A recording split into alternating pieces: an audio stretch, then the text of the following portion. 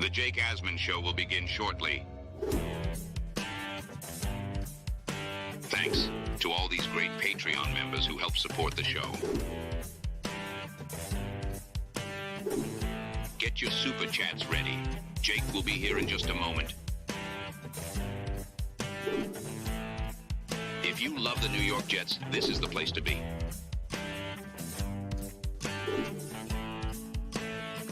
And now, the Jake Asman Show. Is today the day Haason Reddick returns to the Jets? We'll talk about the latest reports that are out there. Plus, Michael Carter has been extended, how that impacts things with the Jets going forward. Robby Sabo joins us in his weekly spot. It's the Jake Asman Show. Let's hit it and get it started. Man, our Jets are primed for a historic season. We bleed Jets green each and every day. This is not the same old Jets. We have Aaron freaking Rodgers. We have Garrett Wilson. Let's go. We have Breece Hall. Please subscribe and hit the like button below. Super chat, baby. Cut the line. We have Sauce Gardner. We have Quinnen Williams. The Jets bandwagon is loaded. Now it's time to talk all things New York Jets. It's the Jake Asman Show. Here we go, Jet fans. Welcome in, everybody. Shout out to all the Asmaniacs. We got a lot to talk about today. We're about to be joined by Robby Sabo, the co-founder of JetsXFactor.com. Rich Cimini, longtime Jets reporter from ESPN, will be joining us at 4:30 Eastern on our second show later today. So not one, but two great guests as we get closer and closer to the start of the Jet season. Ladies and gentlemen, it's football eve. There's a game tomorrow night in Kansas City, and the main event to wrap it all up Monday night. The Jets and the Niners were throwing a huge watch party for it. Over 320 people have already RSVP'd. If you're coming out to the best watch party in the tri-state area, all you have to do is click the RSVP link that's in the description for this video. Free to show up. We will see you there. We're going to party and watch Aaron Rodgers and the Jets start the season 1-0. And joining us right now is one of our weekly guests. He'll join us every Tuesday throughout the upcoming season. Today, it's a special Wednesday appearance from Robby Sabo himself. What's up, Robby? What's up, Jakey boy? Tuesday, Wednesday, what's the difference? What are you going to do? Yeah, next week we're going to have to rearrange things because they play Monday.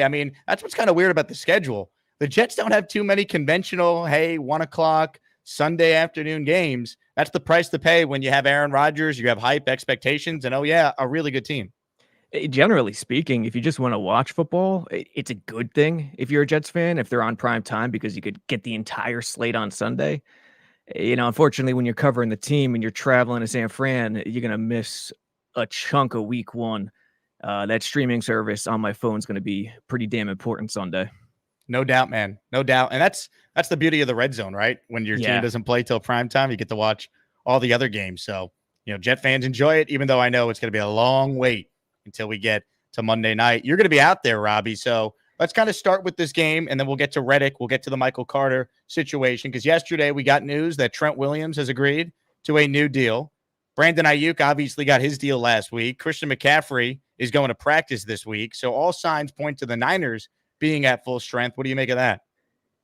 It's I expect week one, and week one in today's modern league it's riddled with sloppiness. There's going to be a lot of missed tackles, although compared to other previous seasons under Saleh, I think the Jets will be a lot more ready this year based on how hard they went in camp this year.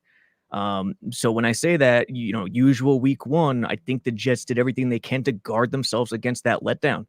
So, and last week they weren't terrible. There was spots. You can't really evaluate it with the Rodgers situation. It was one of those crazy games where the structure was broken right from the get-go.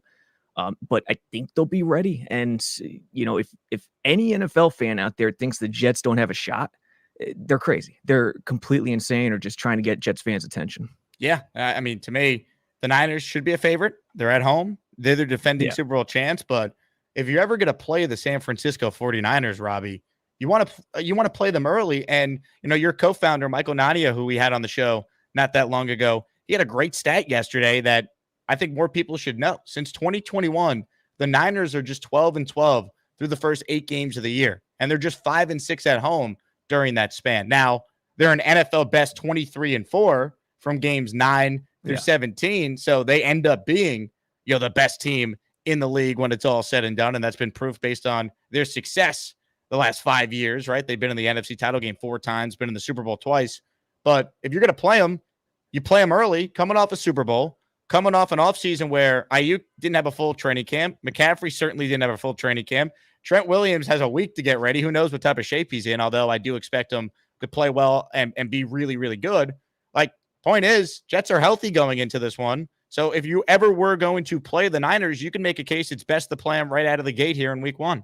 Oh, for sure. And on top of that, what is the record of week 1 or September as a whole for teams that lost the Super Bowl? We always talk about that loser of the Super Bowl the next season, that hangover.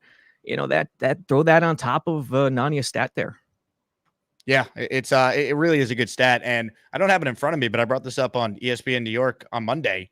Maria Marino, my co-host, looked it up, and the team that lost the Super Bowl in their first game against the spread, they're terrible. Like the bettors are rightfully on the Jets, which is why the line has moved since it opened at like 5.5 or 6 in some spots. Right. Yeah, it makes sense. I mean, it's unlike previous years. I'm going to hold my tongue here, but unlike previous years, the Jets' schedule breaks the right way this year. And the Niners in week 1 is a part of that equation. It doesn't contrast with that thought. It complements that thought, because that's when you want to get them. Get them in week 1. Be ready. They've been preparing for them all summer. And, of course, the week before is when you really fine-tune things. But make no mistake about it, the game plan has been discussed and bandied about prior to this week. So that week 1 opponent is massive. If you're watching live or you're not watching live, please hit the subscribe button to this channel if you haven't already. Hit the like button. It helps us continue to grow. There's 500 of you watching live, so let's get 500 likes. Shout out to everyone who's tuned in as we talk with Robby Sabo, the co-founder of JetsXFactor.com, in his weekly spot on the show. Let's get into now the Michael Carter extension yesterday, because I think, Robby, there's 2 things at play here. The first thing is, 1, the guy's a heck of a football player. Yeah. You want to sign your own. You don't want to have what happened with Bryce Huff, where even though some will argue, well, the Jets didn't really want Huff, the reality is if they had signed him a year in advance, maybe they would have been able to get a deal where he's a lot cheaper and cost controlled, and you got great market value like what they did with Quincy Williams, for example, or JFM. But this is significant because it sends a message to the locker room: show up, do it the right way, and we're going to take care of you. And it's also significant because Michael Carter is the first draft pick that Joe Douglas is extending here, right? And it's the first day 3 draft pick the Jets have extended since, someone said yesterday, I believe it was Quincy Enunwa. So think about that. And then the Reddick factor in all this, it does send that message to the Reddick camp that the Jets were being honest in, hey, we're not going to sign you to a deal if you're not here. We have other players on the final year of their contracts that showed up and have done it the quote unquote right way. It sends a bad message if we pay you now. So I called BS on that and said, okay, if that's the case, then show me something. Joe Douglas signed Michael Carter today. Took a couple weeks, but ultimately they got it done. So I think when you look at it from all those standpoints, there's nothing not to like about this move. What were your thoughts when you saw the news and you saw the details of the contract? Yeah, I love it. I mean, we talked about it for probably the last year, calendar year. It's DJ Reed versus Carter. Reed has to be a part of that equation because they're both going to be free agents, be on the market after this year. And the argument for a lot of people is, hey, outside or slot. And they automatically think outside is more important. I say Garrett Wilson is the slot. He's the main slot receiver for the Jets. And some fans lose their minds. Slot. Folks, slot isn't just a position. It is the position in the NFL today. It's stellar. It's the top dog in terms of receiver or corner in a lot of ways. And if you're Michael Carter, he's a former safety. He thinks like a safety.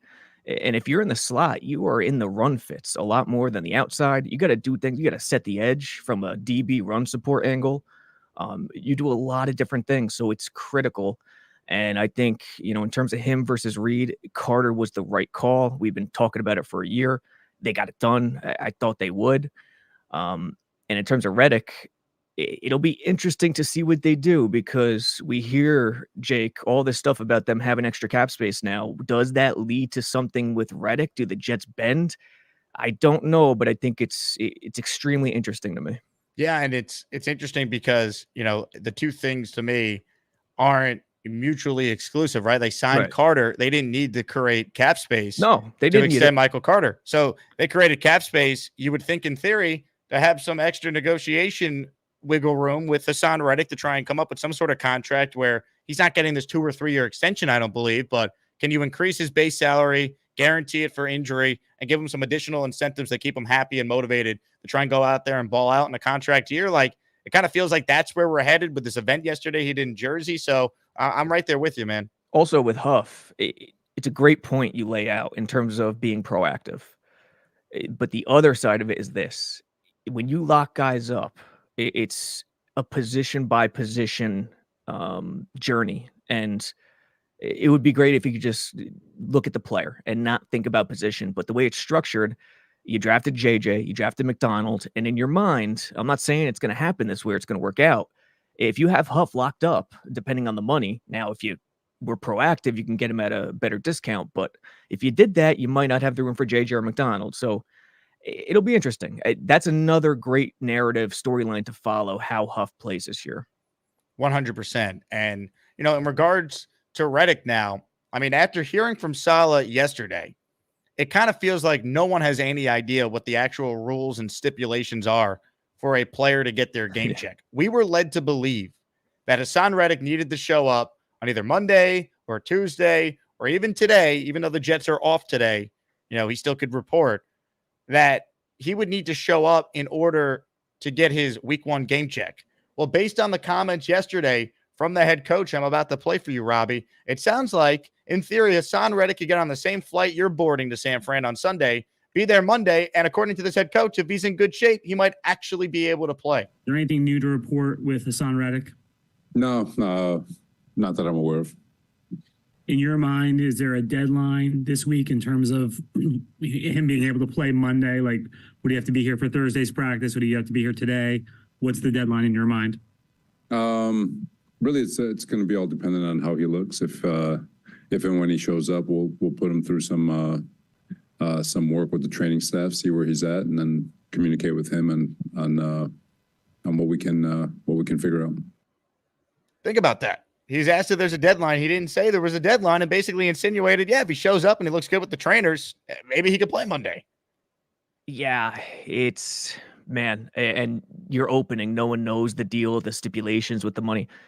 Throw me in that group, and I'm not trying to know, to be honest, in terms of holdouts and the pay and all that. But Saleh, it does open a can of worms, which is kind of ironic because I think his words this summer, since the mess of last year, have been about saying as little as possible. Don't go into detail so you don't open up a can of worms. And I think his words there kind of follow that pattern. Yet he dug himself a shallow grave, for lack of a better phrase, I think, because he kind of opened up a can of worms. I don't know what he's trying to say. I think he's just trying to keep all possibilities open.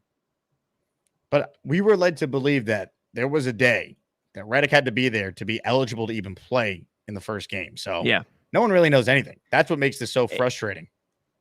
It makes you think that whatever conversations they're having behind the scenes, something changed along the way in terms of, hey, we're building a culture. We got to put our foot down, to now, he's a huge help and it's game time and it's go time. Let's go.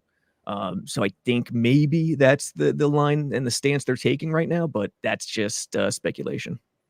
Ladies and gentlemen, we have ourselves some breaking news here on the Jake Asman Show. Breaking sports news on the Jake Asman Show. Ladies and gentlemen, 5 channel memberships were just gifted. You thought I was going to say Reddick, Rob. I thought Reddick was walking in that building, and got him. I'd see him tomorrow. That was mean. I'm sorry, everyone. But I am happy that Latino Will's coming through for the people. Mark Hyman, Alex Santiago, a king named Clip, Sam Caruso, and I'm just reading what the name says here, Bobby's Massive Nuts, all receiving as Maniac memberships. Welcome, welcome, welcome. You have access to all the Edgemos, as we call them on the show, all the channel emojis. And for those of you who have been under a rock, you've missed the exciting announcement that we've been talking about this week. It's Edgemo week in the merch store. This Friday at 9 a.m. Eastern, we are releasing an entire line of emoji t-shirts, all your favorite Edgemos that you could use if you're a channel member on the Jake Asman Show.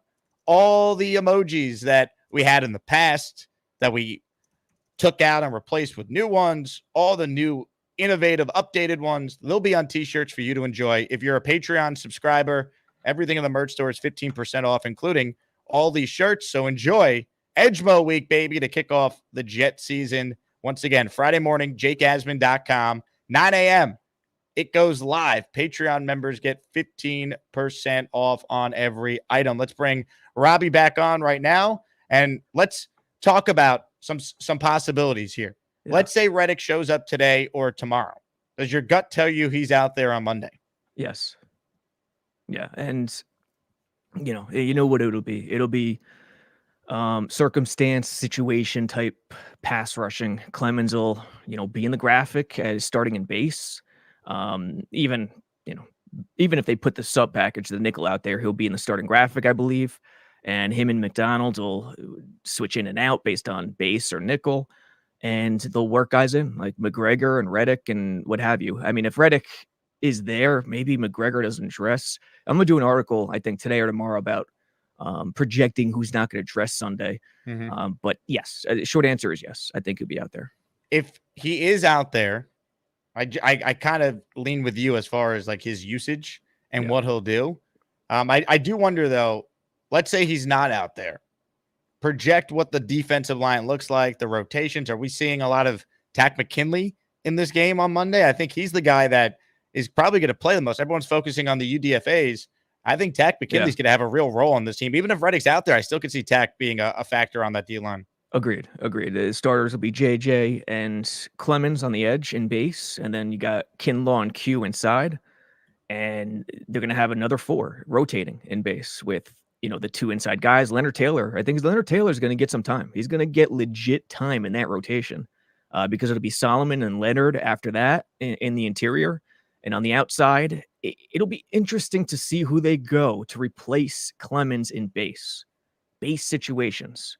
McDonald or McGregor, I kind of lean towards McGregor. And then in sub package, it'll be JJ with McDonald or McKinley on the outside. They could both be out there at the same time if JJ needs a blow. And then inside, you got Q and Taylor. Q, Taylor, and Kinlaw and Solomon will rotate. David wants to know, will Taylor get the play next to Williams? You definitely could see it in some scenarios on Monday. I think there will be situations where they do that. Now, the tough part is Taylor is more of the Q prototype, so he's the perfect backup, like that 3-tech, quick talent. Whereas Solomon's not a big guy, but what they ask him to do and the way he plays, it's more of a 2-eye tech, more of the Kinlaw backup, the Fotu, who's on IR, obviously. But I think they'll go with the hot hand. Their rotation, it's set in stone to a point. Once you get to the second quarter, certain guys are doing things, you mix it up. So I think Taylor will be out there. If I had to guess, the healthy scratch would be Watts, maybe McGregor, but probably just Watts in terms of D-line right now. And if Reddick is healthy, maybe there's 2, maybe Watts and McGregor, but I think just 1 with Watts. Hit the like button if you're tuning in. If you have a question for Robby Sabo, Jets Insider, JetsXFactor.com, Jets Analyst, write it in, and we will bring it up on the screen. Iconical Wear, it's our guy Dirty, who was taking forever to make his picks in the fantasy draft last night. I'm just kidding. Good message to take care of our guys first. Yeah, getting back to the Carter stuff, Robby.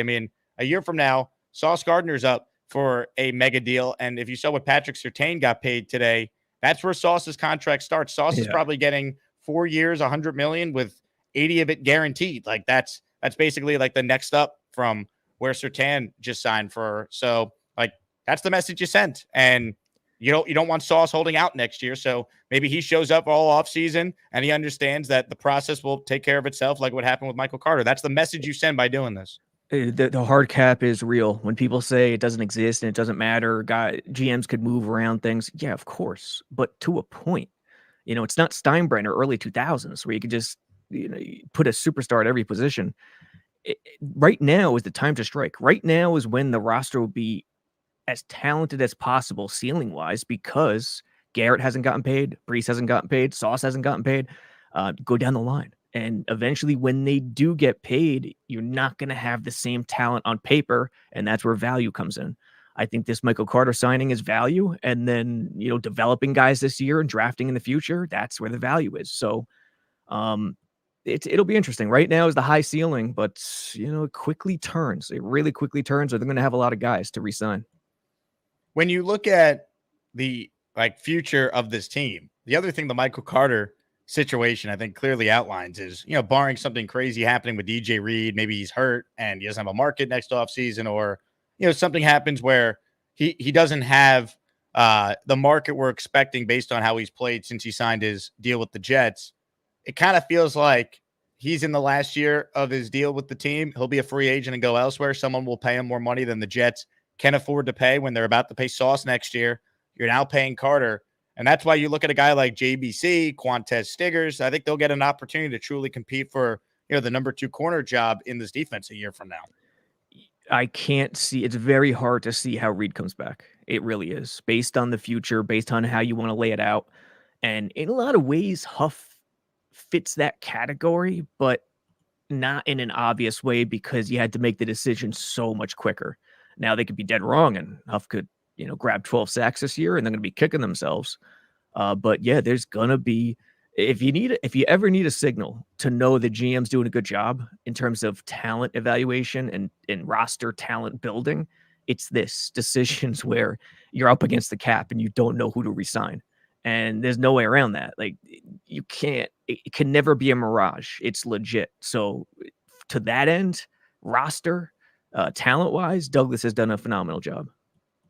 The Jets announced their 2024 captains yesterday, Robbie. They only went with 4, which is why you didn't see Sauce, you didn't see Garrett get the C on their chest, but they went with the vets: Aaron Rodgers, CJ Mosley, Thomas Morstead, and Quinnen Williams. And I'm not surprised by this, knowing they went with 4. I thought there was a chance maybe they would go with more. Obviously, Rodgers and Mosley were captains last year. When Rodgers got hurt, they elevated to Quinnen to captain status, so they weren't going to take that away a year later. And Morstead is Morstead. I mean, he's the oldest player on the team besides Aaron, and they have obviously that that great relationship, and he's the captain of your special teams unit. So your thoughts on this? I don't think it's a big surprise considering they only went with 4. Well, interesting story. Someone, we were watching the game, I think game 3 against the Giants in the preseason, and they said, why is Morstead the captain? He's been going out there for kickoff, pregame at the coin flip every game. And I kind of thought about it and said, oh, well, I mean, there's guys not dressed. The regular captains aren't dressed. Morstead's dressed because he's the punter. So it's really clean your hands, make it really easy, and just make him the captain on field for the entire preseason. So you knew he was going to be the special teams captain. You knew Rodgers would be there. You knew Mosley would be there. Q, I mean, good for Q. When he first came in, I'm not saying he was, not captain or not leadership worthy, but you could kind of see he might not be the perfect captain in terms of that straight-faced son of a bitch. But he took it last year, and he's been a leader for this team. So good for him. The one guy I was wondering about whether he'd get the second captaincy on the offense is AVT. They didn't go that way. And, when you have Rodgers, it's not that big of a surprise. Yeah, if you were going with 5 or 6, I think the next 2 easily could have been Garrett or Sauce or even Jermaine Johnson. Jermaine too. Yeah, for sure. Jermaine fits that category, and he'll probably wear that C in the future. 100%. Hit the like button if you're tuning in. The New York Jets have captains. The New York Jets play a game on Monday, and we can't freaking wait, baby. Jets, Jets. Make sure you guys go to jetsxfactor.com each and every day and check out Robbie's work and the entire team over there. They are the place to get you covered day in, day out on all things New York Jets. Let's get to some more questions. We're going to take some calls as well, as we always do with Robbie on the Gusbuster hotline. If you haven't become an official Asmaniac yet, what are you waiting for? hit the join button or make sure you turn on gift receipts because you never know when someone might make it rain. We got a super chat here from Arizona Jet who writes in, love the Carter deal. Excited to see how the offense and defense looks. A lot of opposition for new guys to shine. Name a surprise X factor for both sides. Interesting question from Arizona Jet. Your thoughts, Robbie? Both sides, offense and defense? Yes. Rivka, JetX editor, one of the best. She's doing a season preview and asks for our predictions each year. So this is fresh in my mind because I provided her hundreds of questions, which is very detailed. I think my first instinct was Leonard Taylor. And in terms of secret, I know you said X Factor, but in terms of secret or surprise player, I think the question was, I said Leonard Taylor initially as the first option. And I think he'll be very surprising. I mean, I know the secret's out about him, but I think he'll be surprising. But then I changed it to Xavier Gibson. I think Gibson has a chance, and don't freak out, guys. He has a chance to finish second in receptions on the team this year. I don't think it'll happen. I think it'll either be Mike Williams or Conklin. But with consistency, the consistency I've seen since OTAs with him out there, the improvement in terms of route running, he has a chance. And if he keeps growing, it's going to be a huge part of the offense. So I think I'll go with Xavier. Interesting. I think we're going to see Brees number 2 on the team in receptions. Very, very possible. Very possible. Yeah. We all know Garrett. Everyone's picking Garrett, obviously. Conklin might be the number 2 choice. Mike Williams could be 2, but I think Mike Williams would be more of a sideline, one-on-one chunk shot guy, so he won't get a lot of short catches. So Conklin or Brees are probably the favorites in the clubhouse. My X factors for both sides. Offensively, for me, it's Mike Williams because I think him being healthy, his presence on the field opens things up, even if he's not getting the ball. His size, his vertical threat, I think you got to account for him on every play. And then, defensively, it's tough.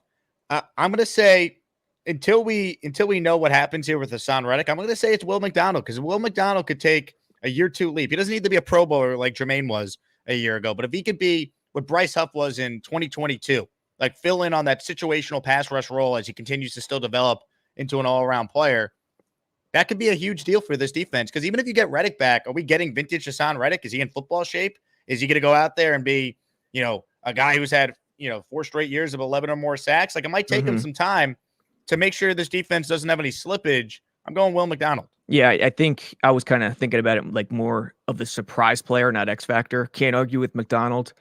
Leonard Taylor could be the X factor because he could help tremendously against the run. And that's where they're, not completely solidified. So McDonald's a good one. I got to give you that one. Offensively, X factor, true X factor, not surprising player. I go Tyron. Tyron's health. I'll sign up for 3 games max missed because when he's in that lineup, everything changes. So I'll go true X factor offensively, Tyron.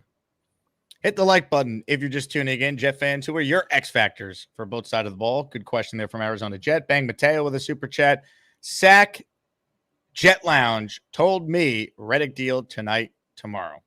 I mean, I don't know if Sack is a Jet insider, but I will say this. The signs do point to the fact that if it were to get done, it'd be today it gets reported that Haason Reddick will be there tomorrow with a new deal. That's how I could see it playing out. What was his schedule yesterday? I know he was in the area, but what was he doing, and was this pre-planned? It was a pre-scheduled charity event in Jersey City where I believe he was handing out backpacks with school supplies to underprivileged kids. Okay, so, I mean, it had to be pre-planned, but you got to wonder. I mean, he's signing Jet helmets. He just can't sign a new contract. That seems to be the problem right now. Yeah, I saw the article on JetX. I saw it everywhere else. I just don't. We'll see. I think it's interesting because when Reddick sent out that tweet, I think it was during OTAs to fans, hey, don't believe everything or no one's got it right, blah, blah, blah. It got the fans' hopes up. This one gets the fans' hopes up. I still think it could go either way. We'll see. I had last Friday. I had right before Labor Day weekend in the office pool in terms of when he'd show up. So I'm past that point. We'll see. I still think it'll happen, but it'll be interesting. So Glenn's super chat was, how did Reddick show up for a charity event and no one asked him about the contract? They tried to ask him. He no commented. His manager said he wasn't going to speak to reporters. And then the beat, as he's walking by, they did ask him some questions and he chose not to respond. So they still tried, but he didn't say anything. Hey, one thing about Reddick, if he has a plan, he's going to stick to it. And he has really, do you know how hard it is for a lot of humans to see news going on about you? Just one comment has people jumping off buildings in terms of emotions. You know how hard it is for him to ignore all this stuff, and yet he does it. He has stuck to the plan of him and his agent. And the one thing you could say about him is he sticks to it. So it could be a great quality when he's in the fold. Super chat from So Dak Jets, who cuts the line. We have 2 scrub backup interior offensive linemen for the 3 starters. Are you surprised they haven't added another inside guy given injury concerns? Also, isn't Haason greater than Newman? Damn. So Dak Jets going in on the Jets backup interior O lineman. Your thoughts, Robbie? It's not strong. Scrub is a harsh word. I know Schweitzer is not the craziest talent guy, but he's smart. He's got a good mind. Newman, they could have gone either way. I knew Newman would stick around, whether it was the active roster or 53-man or the practice squad. I knew he'd stick around. It is interesting. McGovern's still out there, right? He hasn't signed with anybody. Connor McGovern is still out there, yeah. I mean, there are guys out there. I don't pine for McGovern either, to be honest. You just can't get hurt, man. Gotta stay healthy. But it is scary to think if ABT goes down again or Simpson misses or doesn't play well, you have Schweitzer to fill in, and then that's it. You don't want Max Mitchell moving to the inside. I'm sorry, you just don't want that. So if you have any position other than Rodgers, that's the spot where no injuries could happen. I was hoping that McGovern would be back at some point, but yeah, he's not. So I don't know. I guess we'll see. Yeah, it'll be interesting. And Glazer, they didn't keep Glazer, if I'm not mistaken, which kind of surprised me. He must have latched on with someone else because Rodgers even shouted him out once or twice this summer. I will check that. Dan says Reddick has no leverage or options. He has to show. Bears.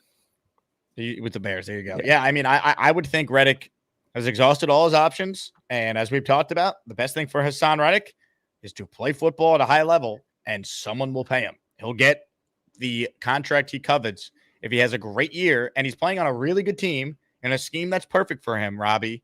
And the Jets have a ton of primetime games for everyone around the country to see how good Haason Reddick still is if he goes out there and balls out. It's tailor-made for him, too, on top of that. Primetime games, a lot of talent. He could make the bag, as the kids say. Grab that bag like Michael Carter just did, even beyond that, obviously, the position he plays and the numbers he's put up. But he's a finesse guy all the way. Huff was fast, but he's more speed to power, starts with speed, tries to bully a guy to the quarterback. Jermaine's the same way. Quinnen is obviously the same way, even though his hands are tremendous inside. So getting a finesse guy to contrast with the rest of the line makes it that much more difficult for offensive coordinators, for offensive lines, quarterbacks. So Reddick, as a finesse guy, McDonald too. McDonald fits that as a finesse guy too. Opposite JJ and next to Quinnen is an unbelievable formula. I think that's another reason why they were okay with letting Huff go. Not okay, but at the 11th hour doing it. And Reddick knows this. He's no dummy, just like Rodgers knew it, that this team had talent and he was willing to come here. These guys aren't stupid, so he knows it. And I think he's chomping at the bit secretly. Felix Campos with a super chat of $10. What's up, fellas? Who do you think will have the most touchdowns and how many? And what's the over-under on sacks and interceptions this year? Damn. As far as touchdowns and how many? Yeah. I mean, I'm with Dre, 28 touchdowns for Garrett Wilson this year, Robbie. We're calling it 28 touchdown island. I do think Garrett leads them in touchdowns or Brees. It's between one or the other. I'm going to go Garrett, but I think it's close because I think Braylon Allen might goal line Brees. If you have Brees in fantasy like I do, I feel as much as I love the Braylon Allen pick and I'll enjoy it in real time. I could see Allen getting some carries at the goal line that maybe rob Brees of a couple touchdowns here or there. So I'll say Garrett with 14 will lead the Jets. So I was in a fantasy draft Monday night, Labor Day. And I had Garrett on my team as a 8th round keeper or something. Great value, tremendous value. 3rd pick, McCaffrey went, Tyreek went, and then it was either Breece Hall or Bijan.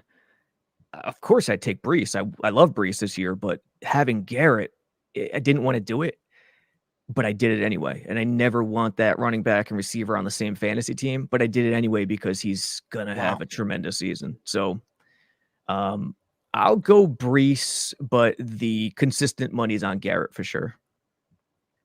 Wow, I like that.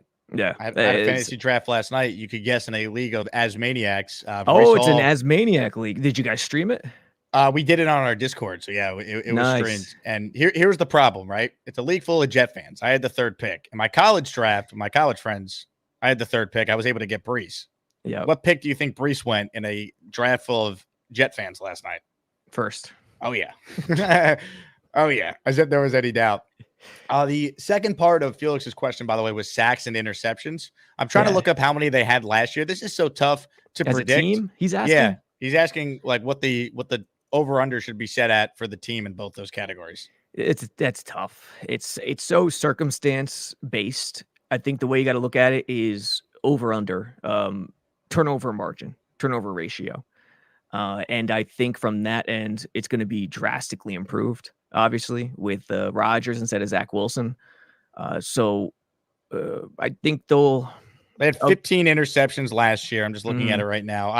I think they should have maybe 10, at least 10 more this year, given the fact that they're playing with more leads and they're going to get more opportunities. True. Yeah, I'd go low 20s. 23 and a half is the interception number, higher or lower?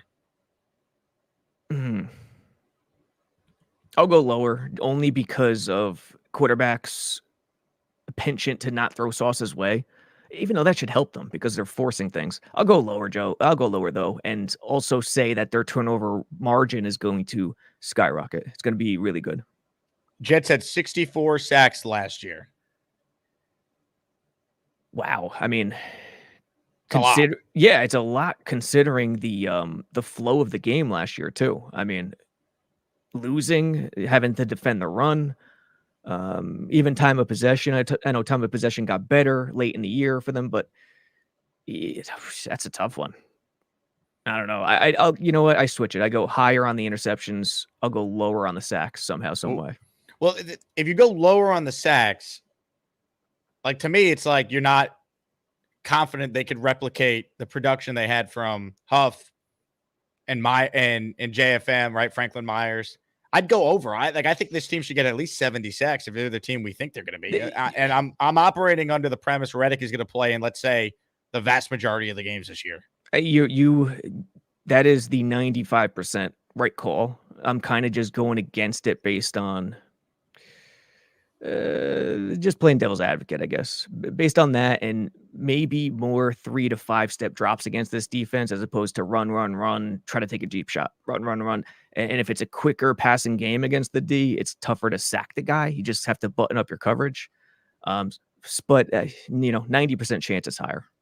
AD says, how many sacks/picks are we getting Monday night? I hope 20. Combined. Isaiah Whitehead is gone, so you're not going to get those 3 from last year, which was the craziest thing. Whitehead getting 3 picks that is the nuttiest thing I've ever seen. I'll go the 1. Jordan Whitehead game. I saw all his picks in person last year. The 3 on opening Isaiah night. Whitehead. I said Isaiah Whitehead. Well, I know everyone knows you mean Jordan Whitehead. Yeah, of course. My buddy in the Nick Suite, dear friend of mine. Yeah, I'll go. You know what? I'll go Michael Carter, the new money bags dude, getting the lone pick off of Purdy Monday. I have Purdy throwing 1 interception and being sacked 3 times. Yeah, that's pretty good. So I got 4. Ayuk, Kittle, Debo. Debo's not nicked up, right? There was no news about Debo being nicked up. He is healthy. Yeah, just McCaffrey. Trent's back. It's full go. It's full go. Who are they getting 3 sacks? 1 from Quinnen. Yeah. 1 from Quincy Williams on a surprise blitz. Okay. And 1 from Will McDonald, baby. Ooh, I thought you were going to go tack. Haason who? No, I'm just kidding. But I could see Will having a sack. That'd be awesome. Hey, Jermaine's up against it this week with I thought Trent. Jermaine, but I figured he's going to be locked in with Trent. So I was like, other people will eat around him. Most plays he'll get locked up with Trent. However, watch out for Jermaine moving around. 3rd and 8, 3rd and 8 and longer, 3rd and long. You're going to see a lot of Jermaine Johnson standing B gap, standing A gap, looking like a linebacker, even though he's an edge. They did it a lot last year in the back half of the season, and they're going to do it again, where they show blitz and they send him most likely, but it's going to be a game, a twist, a stunt, what have you. The point is they're going to move him around a lot. If you're watching this video live right now, thank you. Please hit the subscribe button, baby. There's 837 of you watching. There's no way 837 of all of you subscribe to this channel. So please hit that subscribe button and hit the thumbs up button, the like button. Give us your milk thumbs, as Green Bean would say. That helps the channel continue to pop up in the YouTube algorithm. So thank you to everyone who is helping support the show. We're presented today by my friends at Huga House. See the hat I'm wearing? It's the hat that Aaron Rodgers is always wearing, baby. If you want this hat or any of the awesome hats from Huga House, go to their website right now. It's linked in the description. It's also right there on your screen. It's hugahouse.com. Use my promo code Asman at checkout. You'll get 15% off your first hat, 30% off your second hat. These hats are awesome. It's not just Rodgers who's always wearing all the different designs, all the different colors that they have. It's other Jets players too, like Tyler Conklin, and it's other athletes and celebrities, such as Kevin from The Office, Shane Gillis, Josh Allen, Shohei Ohtani, JT Realmuto, and many more. Check it out, hugahouse.com. Promo code Asman for 15% off. Buy one hat, get the second hat, 30% off. A couple more super chats here, then let's get to a couple calls. Bang Mateo checks in. Robby, I worry with Corley built like a running back and a running back route tree. What are you worried about? Listen, the good news is I think he improved his route running as the summer went along. Initially, it was a little, not stiff, but it was a little, uneventful, non-exploratory, but I think it got a little better. I don't think there's much to worry about. He has a specific use where there's going to be specific plays he comes in for. It doesn't mean he's going to get the ball every time, but a lot of jet motion, some orbit, get him on the move, test the D east-west, little jet touch pass. So he's going to be used. Make no mistake about it. You don't really have to worry about the route tree for now. Harvey A. Bouchard Jr. says, Jake, Robby is the one who told me if anyone can help me get to a Jets game, it'd be you. Thank you both. I'm still pinching myself. Go Jets. Harvey, I can't wait to meet you in a few short weeks. And for those who are unaware, Harvey is quite the talented musician. And he sent me a track when I was out in Vegas at Circa to debut on the show that is absolutely epic. The song is called Throw 'Em to the Turf, and we will play it a bit later on in the show today. I don't know if you saw my message to you, Harvey, but I have the song ready to play, and we're going to air it in just a little bit. But it is awesome. I was waiting for the audience to kind of go into hyperdrive this week and set for week one. So the debut of Harvey's latest track that is as Maniac and Jet themed will play a little bit later on in the show. How about throw him to the turf is Jet specific? Yes. Okay. Yeah, someone emailed me. Maybe it was Harvey for all I know. I don't know. I got to look at it again. But someone emailed me that they have a Jets themed song they wanted to share with us. I got to check that out. I see. Yeah, let's see. Oh, no, it's someone else named Dave. Okay. Dave. Sorry, classic. Harvey. You got some comp. Ladies and gentlemen, the Gusbuster Umbrella Hotline is open. If you go to gusbuster.com, you could purchase the best umbrella in the universe. And you could use the promo code Jake, so you'll get 15% off on any of your umbrellas. We say hello up first to Dirty in the truck. Hello, Dirty. Hey, yeah, I warned my buddy when we were drafting last night. I was like, look, Jets players are going to be off the board quickly. So just so you understood that. So we drafted accordingly. And I actually did that draft live. So if anybody wants to go on to Iconical Wear on YouTube, I did the entire draft live. So listen, if the Jets defense went in like the 4th round, I will have lost all respect for Asmaniacs. No, it wasn't. But they did go first. They were the first defense off the board. That's okay. Brees was off the board early. Garrett off the board early. I took Mike Williams early. I was like, screw it. I like him better than some of these like other jabronis that were left. Like it was a 20-round draft, so it was intense. Rounds. It is a high stakes league. There's no trades. Keepers? There's no keepers. It is it's truly best ball? Yeah, no, it's all about skill. Like the first 2 weeks, you just get like point totals. So then they have like a schedule. It's very complicated. That's why I advertised it leading up as a hardcore fantasy draft. Like if you're a hardcore fantasy player, like these are the rules and stipulations that like the fantasy champions compete with like nationwide. So no trades, no bet. Is it on Underdog? No, it is on Full-Time Fantasy, which is sponsored by Circa. Oh, interesting. So no bench, no trades. You just draft, and then that's it for the rest of the year, basically. So there's a bench. We have a bench that we could go into, but we can't trade. So and you have to make sure that you draft according to your buys as well, because you want your bye weeks to be covered as well. Gotcha. So you could pick up waiver wires and such like that. There's even a phone line that you can call if you don't have your lineup corrected and you're not going to be on your phone. So if you want to set your lineup, it has to be 15 minutes ahead of time. But if you want to call by phone, it's going to be 5 minutes. Someone has to let me know what round the Jets defense went in. So someone get on that for me. I got to find out. It was epic. Did you enjoy my final pick of the draft, Dirty? I did. I even texted, or I even put you in the chat. I said, of course you would. Tom Brady. That's right. In round 20, my philosophy was let's bring in someone that is experienced winning at the highest of levels. Leader. So my hope was some of that will rub off on my fantasy team. You understand my thought process? Does he wear the captaincy for what's your team name? Right now the team name is still just Jake Asman. We'll come up with a name in the near future. That's a terrible job. Come on. But he did say that was the captain of the team that's going to lead to wins. So like he did. Yeah. That was his plan in it, but so I don't take up too much of your time. I personally do think back to what you guys were saying. I think Tyler Conklin is going to make a huge jump with a good quarterback this year. I think he's going to get more receptions. I think he's going to get those sneaky crazy plays at 40 yards, 50 yards at the and then a touchdown like Tunyon used to do, and you know what I mean, and all this other stuff. And on defense, I do think it's going to be. I think actually it's going to be Loku. When he comes back, I think he's going to be an animal. I think he's going to stop the run. I think he's going to be great. And I think that's going to be the sleeper on both ends. Yeah, with Conklin, it's interesting because what are they going to do this year? They want to run the ball. And, in a lot of ways, Ruckert is the better tight end in that situation. So we'll see how much Ruckert cuts into Conklin's time. They'll play a lot of 12 personnel, obviously, with both of them on the field at the same time. So I could see Conklin with a high touchdown total, a high yards per catch total, but maybe not the number of receptions people envision. But still, he's going to have a hell of a year. Yeah, I think in the red zone, he could be a weapon. Yeah, he's going to have touchdowns for sure. Hey, great fantasy tight end. If you just wait and don't draft one early, get one late in the draft, Conklin is perfect. Ladies and gentlemen, hit the like button if you're just tuning in. Please subscribe to the channel if you haven't already as we talk with Robby Sabo, Jets insider, Jets analyst for JetsXFactor.com. He joins us every week on the show.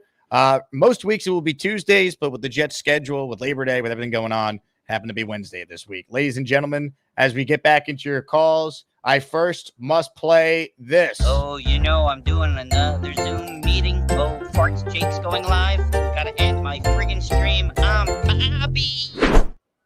Hi, Robbie. I got a haircut. Do you see that? Hi. Yeah. How you doing this morning, Jake? Looking good, You're Bobby. a nice guy, Jake. Nice to see you, Jake. Hey, Bobby. Hey.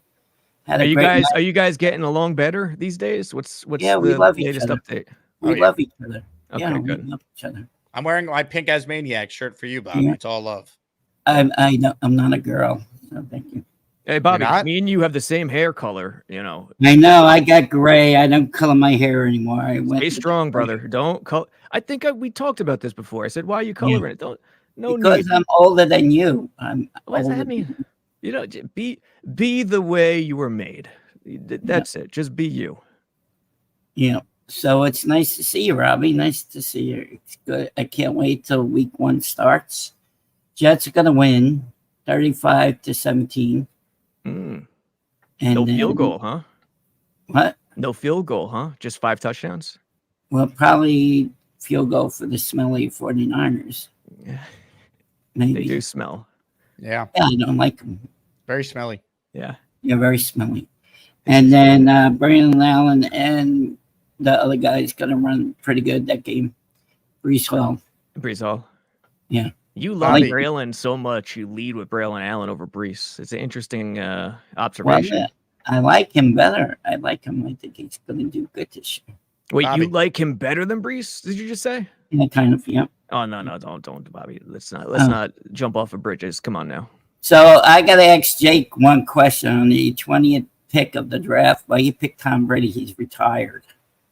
I wanted some inspiration for my team. I wanted a leader that could coach these guys up. Tell them what it takes to win. Yeah, but that's a waste of pick. Not really. It's in the 20th round. At that point, you know how many players were available at that point? It was either Tom Brady or Zach Wilson. Last year in your other draft, all your players got injured. Correct. Oh, But that wasn't 20 rounds. Yeah, but you got to take a risk on a dumb pick like that, Tom Brady pick. I'm a little annoyed that you're calling it dumb. I don't think you see the strategy. I don't see the strategy. Well, the strategy is Tom Brady has won 7 Super Bowls, and I believe his presence on the roster will help my guys win. But he's not playing. He's retired. Yeah, but I'm not playing either. But I don't have 7 Super Bowl rings. Brady does. All right. Go. Cheer for your team then. Okay, All right, thank you. Go for it. What else you got, Bobby? I know, just crazy. Okay, Robbie, you have a great day. Nice to see you. Nice to see you, Jake. Have a great day. You too, Bob. Farewell. Well, I have my own YouTube show. If I'm awake, I'm going live. Unless Jake has a show, Bobby. Bobby just doesn't really understand how I'm trying to basically create a winning culture. Tom Ace nailed it in the comment section. I see. That's what we're trying to do here. He leads by example. There's no question. There's a lot more to fantasy football than just the stats. Remember that. 100%. It's well said. Super chat here from New Jersey, the Super Trucker.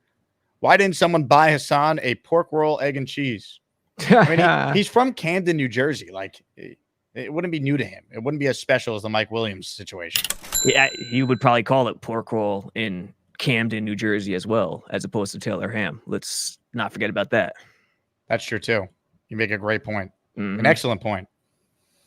So, Robbie, last week was V-Man's birthday, and he went to Wendy's, and I offered to pay for it. And I thought, all right, if V-Man's going to Wendy's, Wendy is a restaurant, or like the fast food place, Well, pay for it. Yeah, I didn't. Okay. My sister Wendy's, the redheaded chick. Yeah. Right. So V-Man goes to Wendy's, and I said on the show, I'll pay for it. I'm a nice guy. I want to pay it forward to my guy V-Man. Mm-hmm. I figured it'd be $10-15. I want you to guess how much money I got a Zelle request to send to V-Man last night was. Those extra value meals aren't what they used to be. One person, by the way. One person.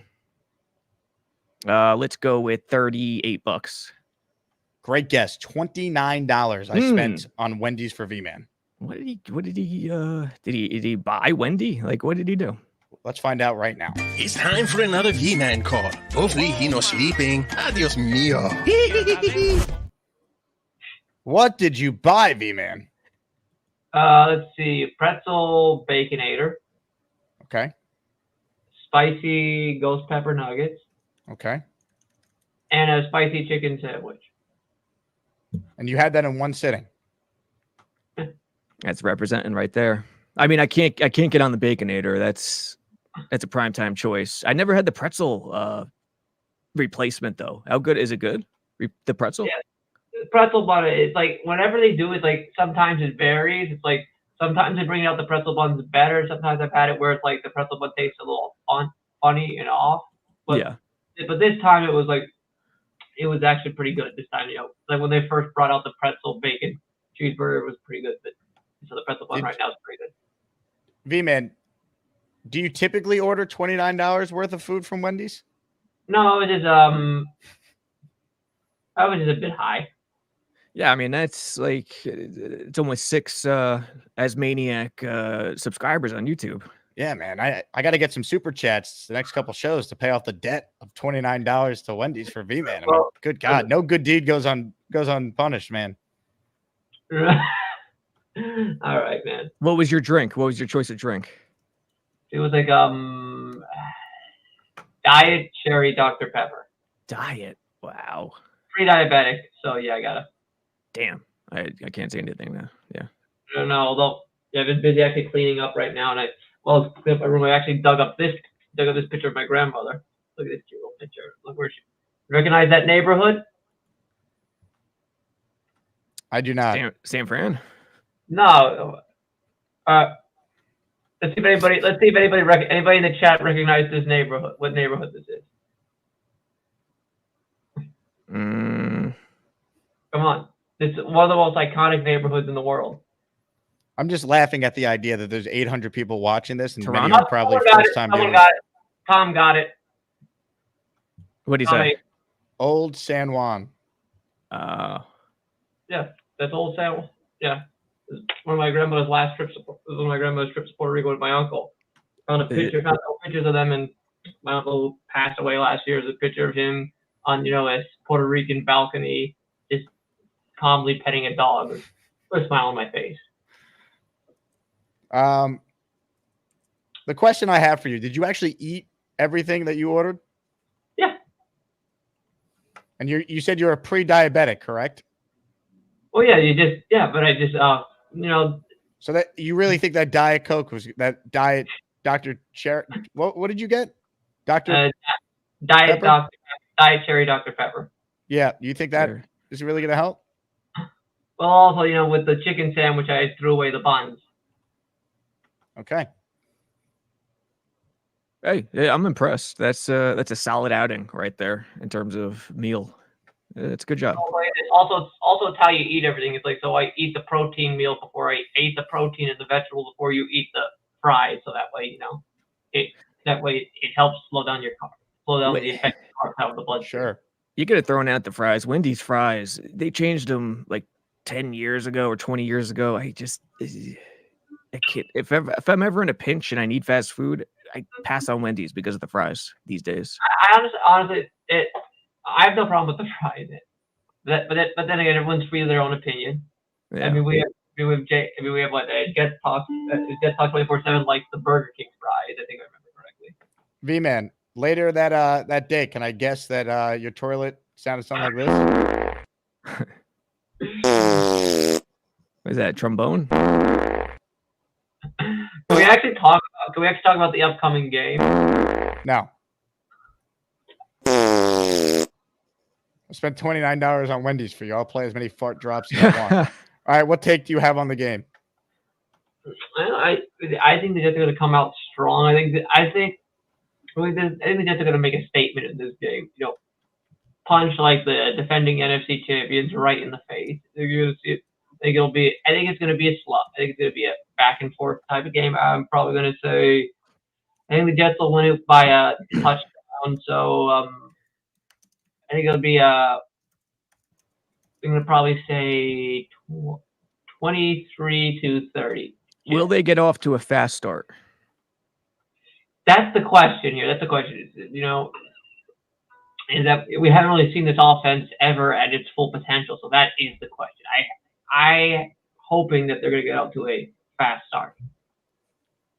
V-Man, from your lips to God's ears. That's the end of that V-Man call. Now he can go back to sleeping. You got to sneak one of those in for Benigno next week.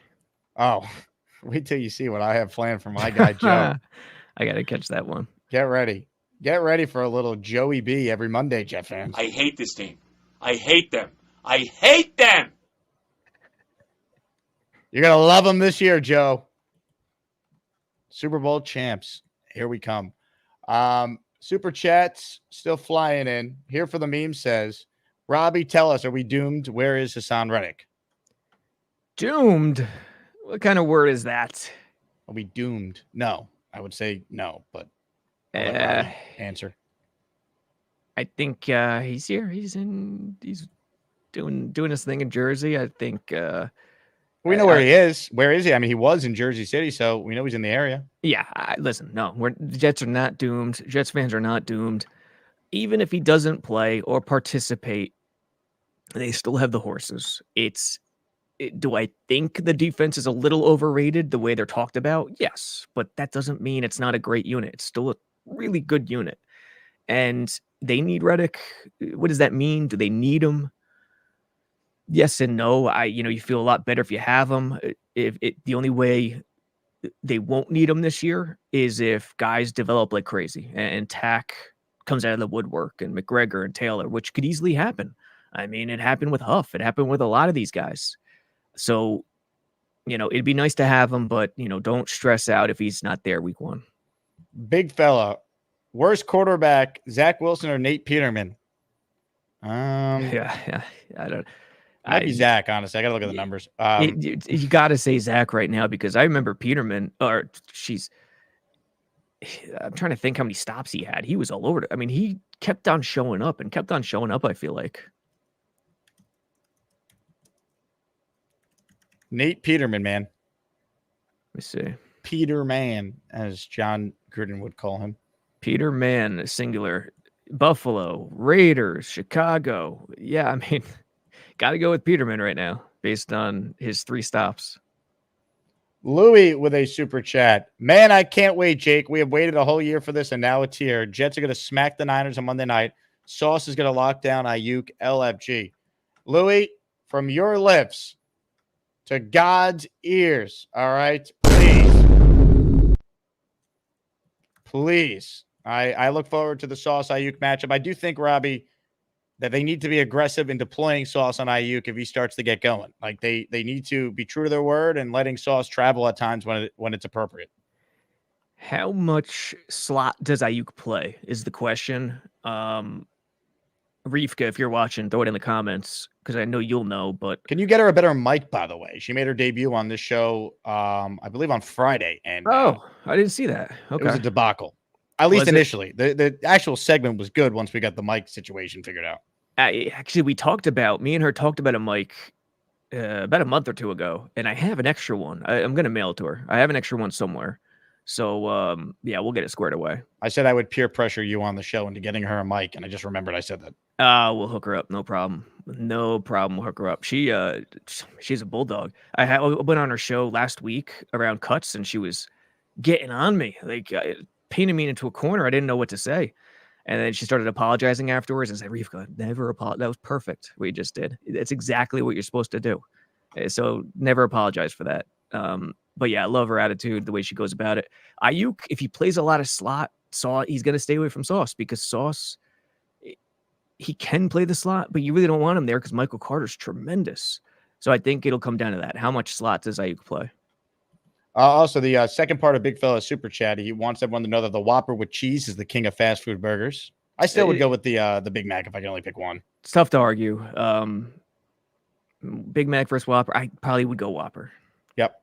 And then we talked about the Surtain signing earlier, Big Fella. I believe the contract for Sauce starts at 4 years, $100 million with 80 of it guaranteed. Based on what Surtain got today, a Sauce will be the next guy up, which means he gets more. I think that's where we're headed with this one next year. Yeah, agreed. He's gonna break the bank, as the kids say.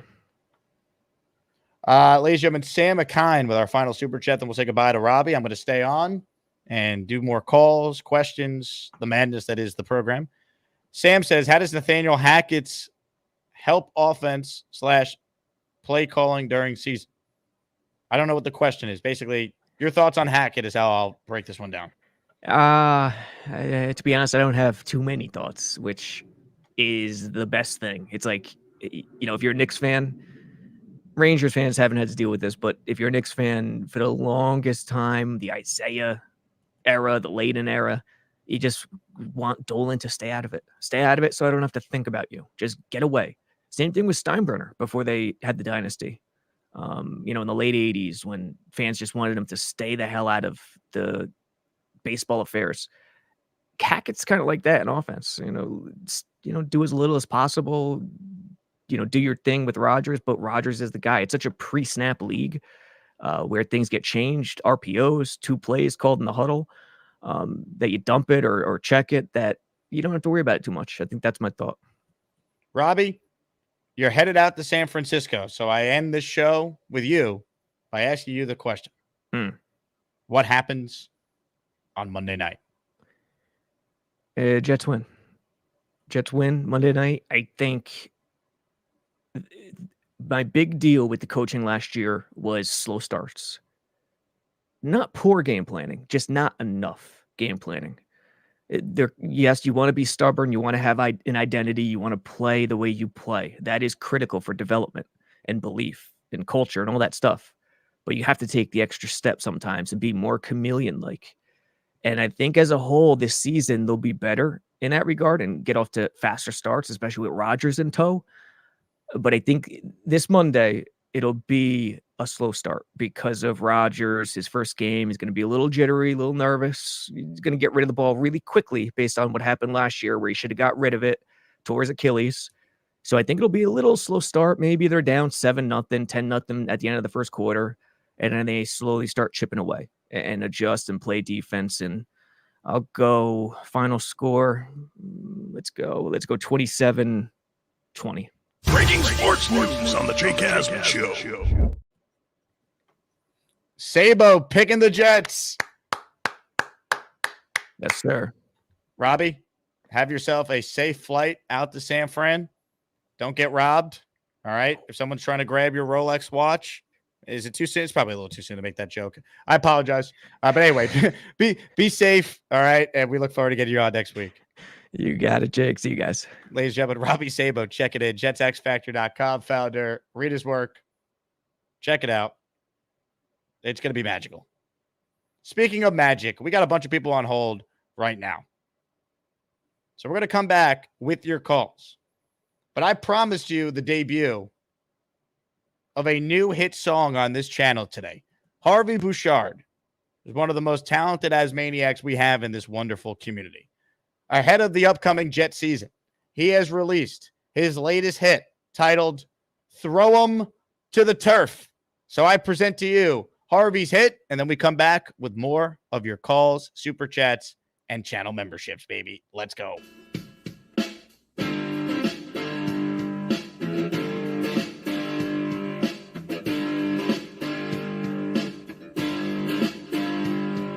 We're coming to your town, you better watch out. As many Jets fans staring you down. A running game will wear you out. The passing game is really stout. And you won't see it coming till it's too late. So train your DBs well, cause our offense can tell. And our defense is really gonna hurt. Oh yeah, thrown to the turf. Thrown to the turf. Shake off all that rust, cause you'll have to. Gonna leave you in the dust, we're out to wreck you.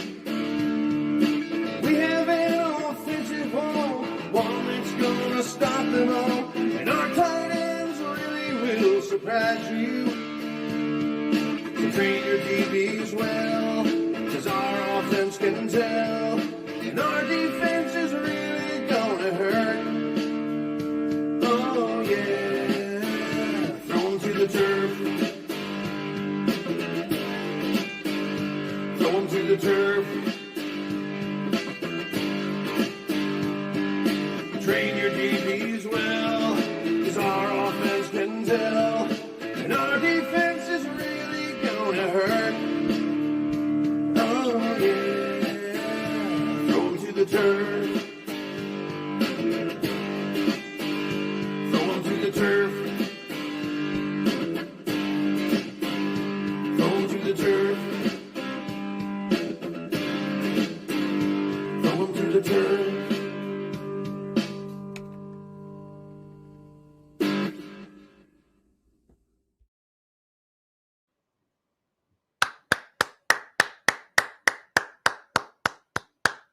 Harvey Bouchard, everybody. As good as it gets. Tremendous. Hit the like button for Harvey. He's quite the talent, man. Quite the talent. Ladies and gentlemen, Sam has made it rain. 5 channel memberships. Let's go. Now, give me money. Or I shoot him and I shoot all you motherfuckers, and then we take it. Your choice, bitches. Sam has gifted the memberships to Matthew Smith here for the memes. Wow, how about this? Sam McKinn has gifted a membership to Sam McKinn. It's only happened, I think, a couple times in the history of the show. Fialco the first to do that, where you gift the membership to yourself. Kyle McLeod, Sean Snow, formerly known as Bobby's Gooch, KJ42, all receiving channel memberships. Wow. Ladies and gentlemen, if my eyes are correct, Sam has just gifted another 5 channel memberships. You kidding me? Money, money, money, money, money, money. Ladies and gentlemen, the following 5 people are now channel members. Kick-Ass Jets, Evie Dog, Cynthia W, Powerball, and Daniel Lopez. Let's go. More memberships, the better, baby. More Edgemos available for all. Ladies and gentlemen, I'm working on a new Edgemo right now that we could upload when we hit a threshold. Lankerman, in honor of the Lane Train. He loves this picture so much. We'll turn it into an Edgemo. Ladies and gentlemen, Lankerman Kerner, the Lane Train, our next channel emoji. Let's get back into your calls right now. We say hello to Charlie, the dog groomer, who is, well, grooming some dogs. Hello, Charlie. What's going on, Jake? Charlie. Snippity snip snip away here at work with the Rough Life Mobile dog grooming, because I know you're going to ask that question again about where I work. No, I send all the info to my mom. She's taking care of it. You're gonna be getting a request from a dog named Chloe in the not so distant future. Awesome. I really I have really one question. I have a fantasy draft today around 5:30, and I have a question. So I want to pick a Jet. I want to at least have one Jet on there. I know people are going to call me a homer probably in the league, but I'm picking between Breece Hall, because I have the number 1 overall pick. Mm-hmm. I got picked out of a hat, which is amazing, because I never win anything in life with that kind of stuff. Randomizer things, never. I'm leaning towards Breece Hall, but I'm also leaning towards, man, if I can get Rodgers a little later in the draft, and I can kind of get that Garrett Wilson-Rodgers, and I really believe in that duo there, that would be kind of awesome to not only just root for the Jets to win, but also be thinking about the fantasy league. So, am I in the right track where I'm leaning more Breece Hall? I would go Breece first over. Yeah, I'd take him first overall. If I had a first overall, I would take him. I took him 3rd. Okay. All right. That's what I'll go with. I mentioned it to my friend. He was like, "You're definitely going to take Breece Hall. I already know you are." I'm like, I'm going to probably just keep it a secret. But anyway, I don't want him to know exactly what I'm doing. But anyway, another point is people are kind of ripping you, Jake, on X this morning about your tweet about Haason Reddick, being in Jersey, signing the helmets. People are saying that you're using clickbait, but I don't think people are understanding your tweet. You're saying all signs are pointing to it because he's signing Jets helmets. They made cap space, right? Yeah. And he's in New Jersey. He's close. Yeah, I'm giving an opinion. I'm not reporting he's signing today. I'm just connecting the dots as someone who covers this team and is a fan of the team. I'm giving my opinion.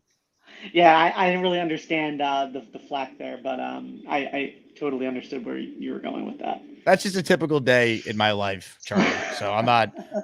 You got to let it roll off your shoulders when you work in the New York market, you know. Yeah. They're like, "Oh, Jake, I expect better out of you than to give, whatever they call that, clickbait." But is that all I got today? Who's the dog you're grooming right now? Well, this is Zoe. She's good. She does pants, but she's a good girl. Hold on, let's get Hello, a better Zoe. look. Wait. There we go. Aw. She's good. She's good. Anyway, Haason Reddick actually playing.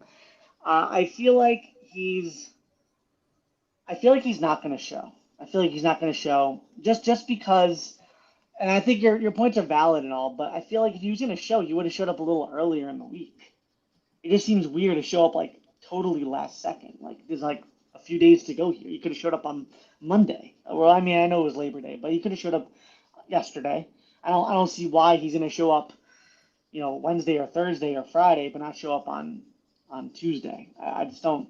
It doesn't make any sense to me.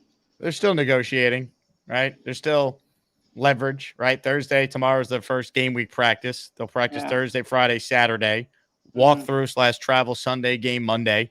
So it's still posturing till the final point they could do it before he could play. Yeah, no, yeah, I get that point. I guess I'm just thinking of from the point of view that like he could be in the building and they could still be talking all these contract talks or renegotiating what he's currently making, whether it's extra guaranteed money or incentives or things like that, performance based things. Yeah, that's pretty much all I got. Charlie, great call. Hey, keep up the great work at the Doggy Groomer, baby. Take care, Jake. Ladies and gentlemen, Charlie the Dog Groomer checking in. Hit the like button for Charlie. Blackbeard Travel TV says, Jake the Goat, I'm back and excited for the season. A lot of you, I get it. You weren't watching Jet content year-round. The true Asmaniacs were, and I will forever be grateful to everyone who tunes in daily, even in the months of late June and July when there's nothing happening. You guys made this show so fun. But to everyone who's back, welcome back. If you're new, welcome. Subscribe, turn on notifications. We go live twice a day. And I'm very confident in saying this. We have put together the best guest lineup that you're going to find on any radio show, any podcast, any YouTube show, any platform. We will be joined throughout the season every Monday by Joe Beningo, every Friday by Fireman Ed. In between, we'll have Will Parkinson, Robby Sabo, Andrew Fialco, Jeff Parles, Nick Faria, and Boy Green. So it is going to be an epic year. This channel will have a post-game show after every Jet game. So get ready, Jet fans. We have waited a long time for a year like this one that's coming.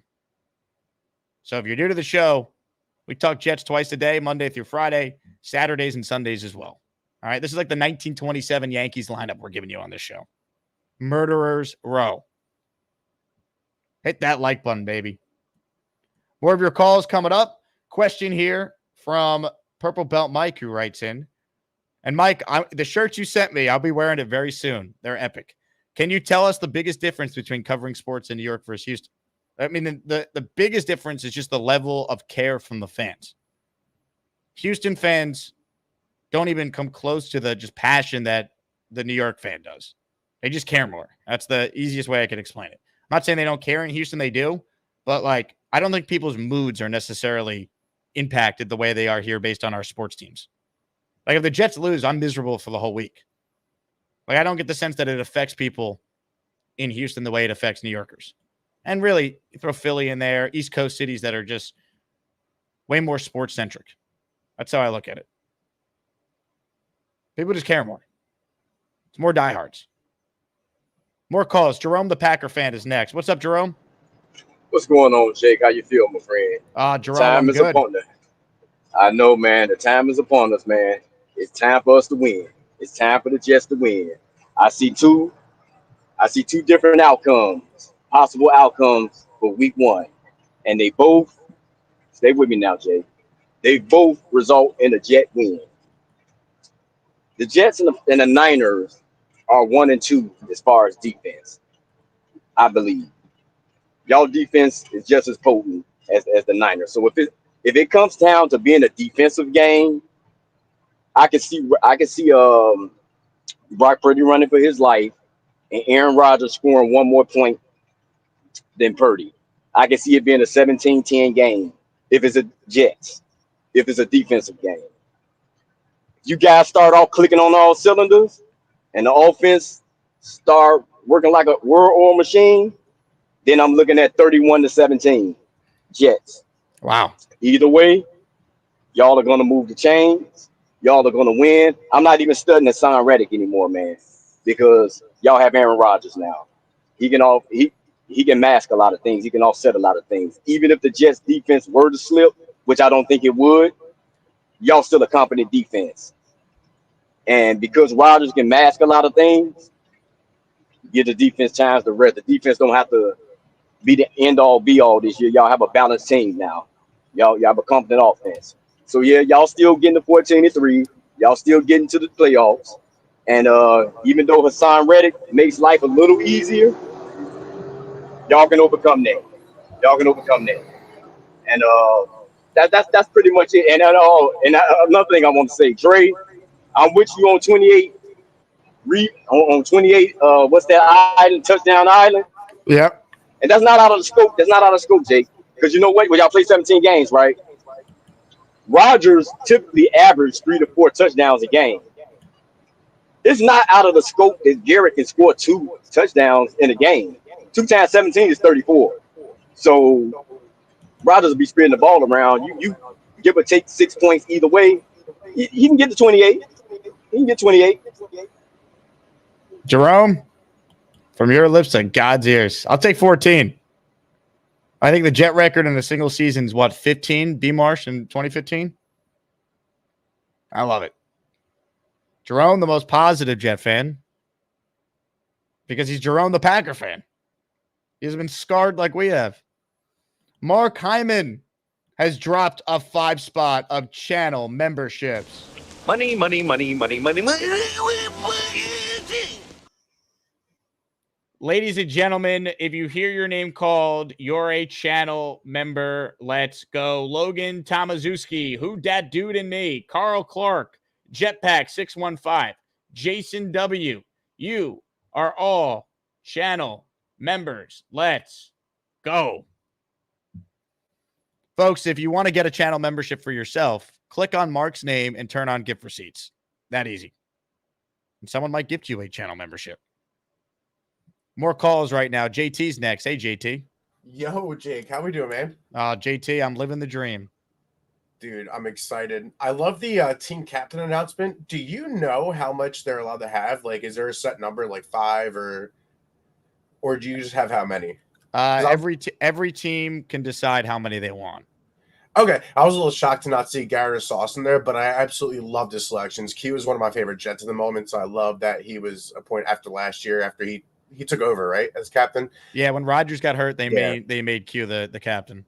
Yeah, I love Q, man. He deserves it. Everybody that got this C on their chest has character, is a mature vet with character. So, like, I think that just kind of helps set the tone for what we're doing here and the character we're building and all that in the building, personally. And then on Haason Reddick, I would love to see him in San Fran. If he isn't signed tomorrow, do you know when we leave? Like, will tomorrow be the deadline of if he's not showed up, if he doesn't show up by tomorrow, then he's not playing in San Fran? Or do you know how that all goes down? If he doesn't show up? When the real deadline would be, like, as because I know we have to go away, so I know that's what I'm saying. Like, we were led to believe it was Monday or Tuesday or today, and no, like, yeah. I guess in theory there isn't a deadline besides, like, can he make the flight? Like, because Salah's own words, if he's in great shape, he could show up on Monday and play. Like, do I think that's going to happen? No, I think if he's going to play, he's got to be signed today or tomorrow. But you know, the way this story has been reported by everyone involved has been very frustrating because I feel like there's been a lot of uncertainty and unknowns on so many different angles of this whole thing. I feel like there's been a lot of gray area in the comments about it too, which has kind of led to a lot of this. But either way, I think we're beating the Niners regardless. Call me crazy, 27-16. I'm sticking with it. I can't wait, baby. I leave in less than 24 hours to go to San Fran. Jay, stay safe and bring home a W. That's the plan, Jake. That's the plan. Thank you. JT, everyone. Give him a round of applause in the chat. Excellent job. We appreciate that. That's No Ghost writes in. I've been communicating with my pregnant fiance in lane terms. I ask, how do you feel? And regardless of what she says, I say, that's good. She typically says, I just threw up. That's amazing. All hail the lane train, man. The Lankerman emoji is up if we get 20 more members. Lankerman Lane Kerner. Another Gator specialty with this one. More calls right now. Ladies and gentlemen, on the eve of his team beginning their quest for a three-peat, we say hello to Chiefs fan. Yo, Chiefs fan, Jake. what's going on? Other than having the flu, I'm pretty good. I'm sorry you're sick. I feel like you get sick a lot, Chiefs fan. Didn't you just have COVID? Well, there's been a lot of stress, and when I'm stressed out, my immune system just goes. Like, I also have anxiety and ADHD, so those two don't mix well. I see. And along with OCD, those don't mix well. Uh, I don't know who was saying that. I was watching it earlier, but like I'm still half awake. I would have went with Garrett as my first overall pick. Interesting. Over Brees. The reason why is I think he's gonna have a 20 touchdown season with Rodgers. He could. It's not the craziest take. And I'm happy for tomorrow. I was really happy before I got sick. I was gonna do pizza and wings, but I'm like, screw it. I did not buy the pizza and wings. I did buy an 8-pound bag of wings, but they're still in the freezer. So since I'm sick for tomorrow, I'm just gonna make some canned beef stew and just make a thing of garlic bread. Chiefs fan, you got a Venmo? Oh no. No? Oh, I was gonna ask if you could give us your Venmo so we could send you some money to fund your pizza and wings.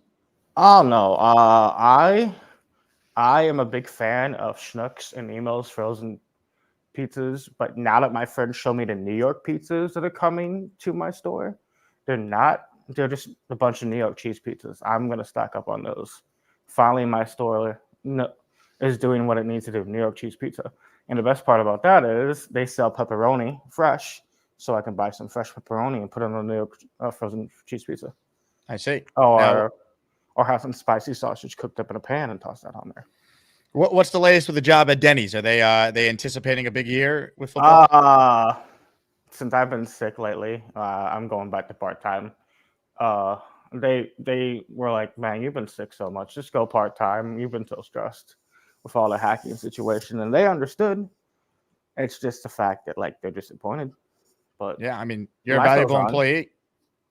Life goes on. Even if I wasn't working there, I could always get a better. Like jobs are plenty. It's just people just don't want to work. I'm like, look at California, McDonald's, and so many other people McDonald's wants to leave now since it's $20 an hour, and then Applebee's and Chili's don't get that much out there, but they'll have like a $10 meal here, but it'll be $15 out there. The only reason why I know is I have friends out in California. Of course. I have a lot of friends who are Giants fans because we're rivals. We were rivals at one point because of Cardinals and Giants. And speaking of the Cardinals, I'm sorry we had to do it to you with the Yankees game. Yeah. That 14-7. I felt bad for the 14-7 win. I'm like, Jake's not going to be happy. No, not a good series. Last night, Clay Holmes stinks, so not great. I mean, lately. I'm glad we beat you guys, but I'm like at the same time, I'm like, man, the Yankees really, really need to step it up so they can keep. I know. A bye. Half game out of first now. Now let me ask you this, Chiefs fan. What did you make of V-Man's Wendy's order? Did you hear that part of the show? It's pretty. I would have went with the spicy nuggets. Yep. And $29 though. That's a hefty Wendy's order, no? Well, now down here, Wendy's and all Wendy's across the nation, they're the reason why people are like, oh, if it's during the lunch run, now companies can change prices because Wendy's came out and did it. So, But yeah, like yesterday, I was feeling like crap, so I slept off and on for 15 hours into the day. Mm-hmm. I was up and down. I wasn't puking or anything. My body's on fire. I'm lucky I'm not vomiting. I got 2 liters of Sprite 0 sugar. I got 3 small things of orange juice, and I stocked up on a bunch of Progresso chicken soup, Campbell's chicken soup, and Campbell's beef stew. Have you thought of Charles Gorman as someone maybe you call and try and get a recipe for I don't soup? think he's ever given that out. It's disappointing. Yep, I agree. I would love to have that right now. Mm-hmm. So what's on the agenda the rest of the day? Honestly, I'm probably gonna take another nap to get over it. Like Mhm. I've been up and down since 6 p.m. last night. I haven't been throwing up, but like when you drink a lot of water and soda and juice, you gotta urinate a lot. Don't mean to bring up bathroom things, but I'm like, yeah. I made sure when I was out, I had my mask on and my gloves on yesterday, and it was hard to breathe through the mask, but I stocked up on a bunch of celery and lettuce. Like Good. I could just something easy to eat something easy to get down. I got some cans of vegetables and some fresh green beans for once because if I'm sick, I'm gonna need to get the fresh ones. So with me being sick, I bought like chicken stock, and I'm just gonna make a vegetable soup out of that. It's a chicken stock because beef All stock just doesn't taste that good unless if it's beef stew. Well, Cheats fan, feel better. All right. Great to hear from you, and good luck to your team tomorrow night. Thank you. Good luck to you guys. One last thing before I go. I added you in Discord for you to watch a video. Kurt Benkirk has you beating my Chiefs. I don't know if you saw, and then beating the Falcons in the Super Bowl. So if you want to watch that, I added you in Discord. It's a good 12-minute watch. He's a fan of Aaron Rodgers, so of course he's going to pick him. But peace. Chiefs, thank you very much. Ladies and gentlemen, Chiefs fan checking in. Everyone wish him well. Hope he feels better. We have some significant business to attend to right now. I don't want to have to do this, but unfortunately, the stupidity of someone in the chat leaves me with, unfortunately, no other choice. Mr. Reality writes in, 49ers 26, Jets 16. Rodgers will not be the same now that his wings were clipped. His lack of mobility will be tough to watch. So then the chat rightfully roasted Mr. Reality, saying Rodgers has totally normal mobility. We saw it in person this summer. Beat writers who typically are negative about the team were raving about how good Aaron looks. That's when you know. So Mr. Reality couldn't handle the criticism. So then he wrote, imagine Lamar Jackson losing mobility and saying it doesn't matter because Brady had no mobility. These takes from casuals are hilarious. Your take trying to compare Aaron Rodgers needing mobility to Lamar Jackson, who is the ultimate dual threat quarterback in the league right now, that is a casual take. And unfortunately, when we have such horrendous takes, such as this take we have right here from you, you leave me no choice but to simply do this. Into the shadow realm you go. Come on with the Jets nonsense. But I honestly think that Daniel Jones is going to have a better season than Aaron Rodgers.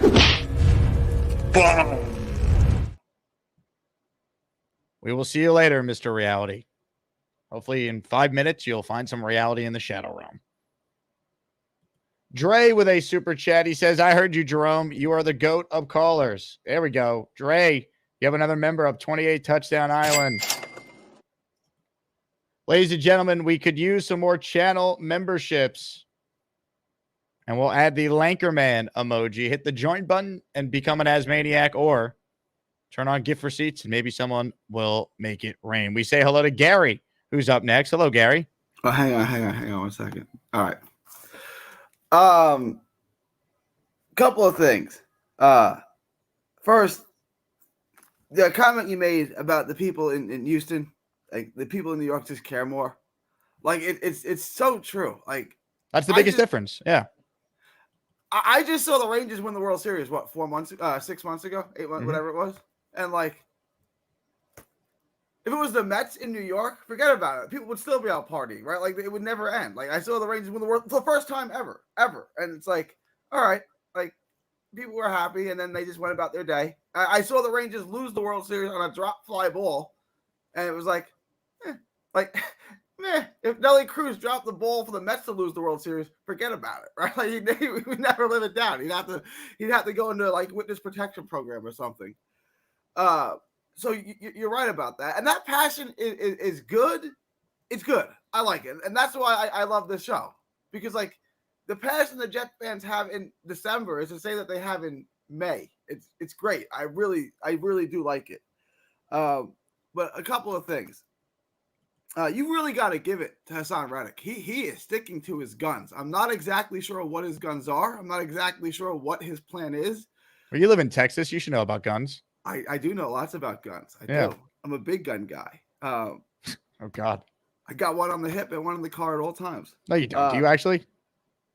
Yeah. Okay, I'm just asking. I'm not going to flash it on the screen, but yeah, I have a gun on the hip and one in the car at all times. You lived in Texas for 5 years. I'm not saying you're wrong for doing it. I know the state well. I was just curious. Yeah. I don't leave my house without it, for sure. I don't know what Reddick's take. You didn't know I was a gun enthusiast? No, I did not. Yeah, I'm a gun enthusiast. I got about 10 guns in the house. I'm a gun guy. I'm being told that you have crazy eyes today, Gary, more than usual. Do I? That's just what I'm hearing. I've been told I have crazy eyes, but I've never really noticed it before. Do I generally have crazy eyes, or is it just that when I get enraged, does it come out more? Like I've never noticed crazy eyes. I'm just But reading. I've been told this. Reading the chat, seeing where the tea leaves are blowing. All right. I mean, it is what it is. And then just an interesting strategy I thought from 27 and 56. Joey is trading for a guy and then refusing to pay him. It's an interesting strategy. I've not seen it much in the past. What do you think of the Michael Carter deal? Pretty good job by Joe Douglas to draft him in the 5th round and now sign him. Yeah, the signing. Look, this is like the OG signing. You gave a good player top dollar. There's nothing brilliant about it. It's good. It's fine. I'm glad he's a Jet. It's good. But it's not like you got him on some great deal. You gave a good player top dollar, and so he gets no credit for getting the deal done ahead of time. So he's locked in. It's not a credit or a not. He gave a good. Why doesn't he do this for Reddick? What do you mean? You're blaming him for Reddick? So why can't I'm not blaming him. Yes, you get credit for giving a good player top dollar. Yes, for sure. It's not some amazing signing where he got some team-friendly deal like the Jalen Brunson deal football version. It's like, okay, you got a good player, and you paid him handsomely. So the transaction complete. Good job. Yes. It's a good signing. I have no problem with it. Okay. I just don't understand where that logic is for Reddick. I mean, you really don't think you really are trying to tell me it's the same thing, are you? Okay. It's the same. I understand the sentiment. We drafted him in the 5th round and he turned into he's been there the whole time and he's going into he's a rookie. He's on a rookie contract for 1 more year, and this is his first big contract. Haason Reddick has already signed big deals in his career. It's not even close to the same type of negotiation.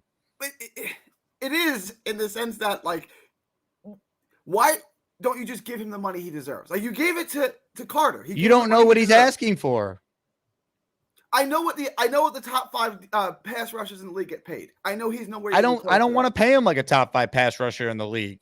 Then why did you trade for him? This is what makes no sense. Because like, did you really he's better than Bryce Huff, and it only cost him a 3rd round pick in 2026. So if they have him for a year, they get a comp pick back, and they basically had him for nothing.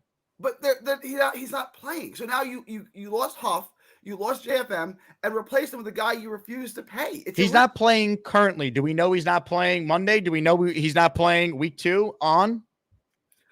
No, we don't. You want to look if he doesn't play at all.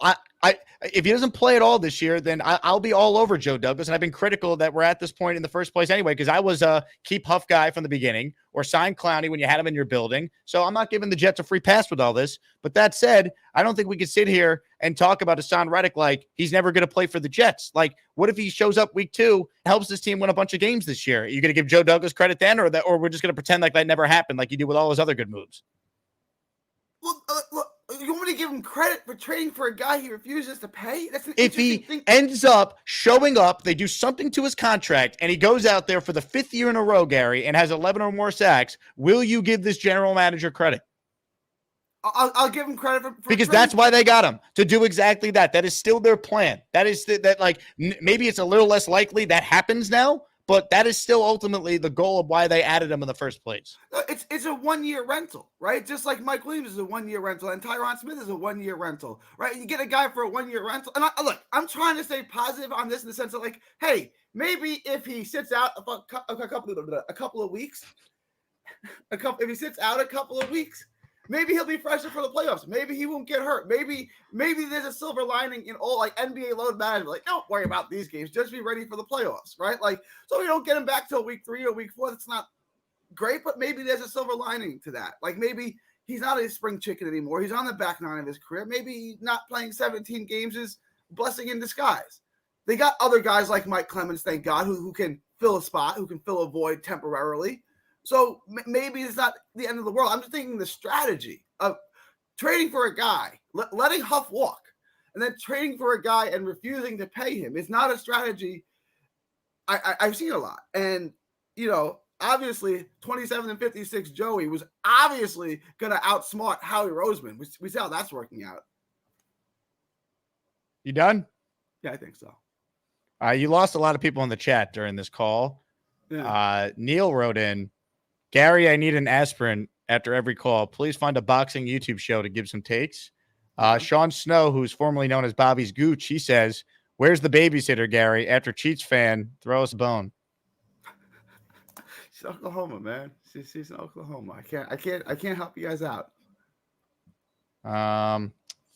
Yeah, I don't feel like doing the Joe Douglas argument with you because it's the same thing every time. Correct me if I'm wrong. You still feel like this roster is the most talented roster the Jets have had since 1998?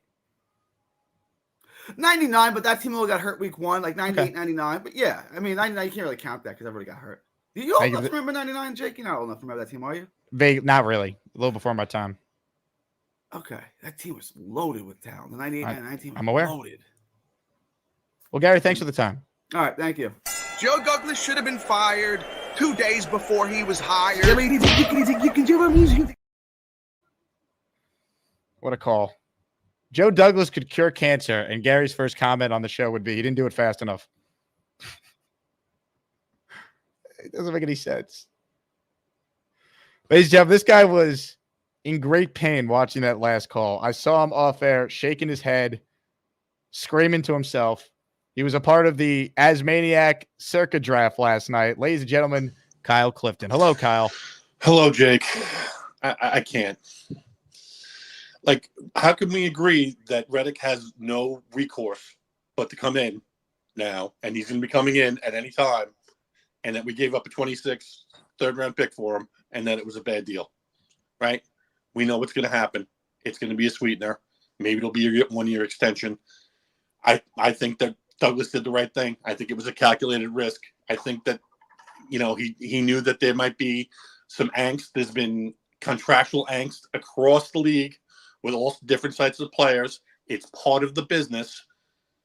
Let's see if he can get this guy in here for a 2026 third-round pick at our price, and then make a decision about whether he messed up or not.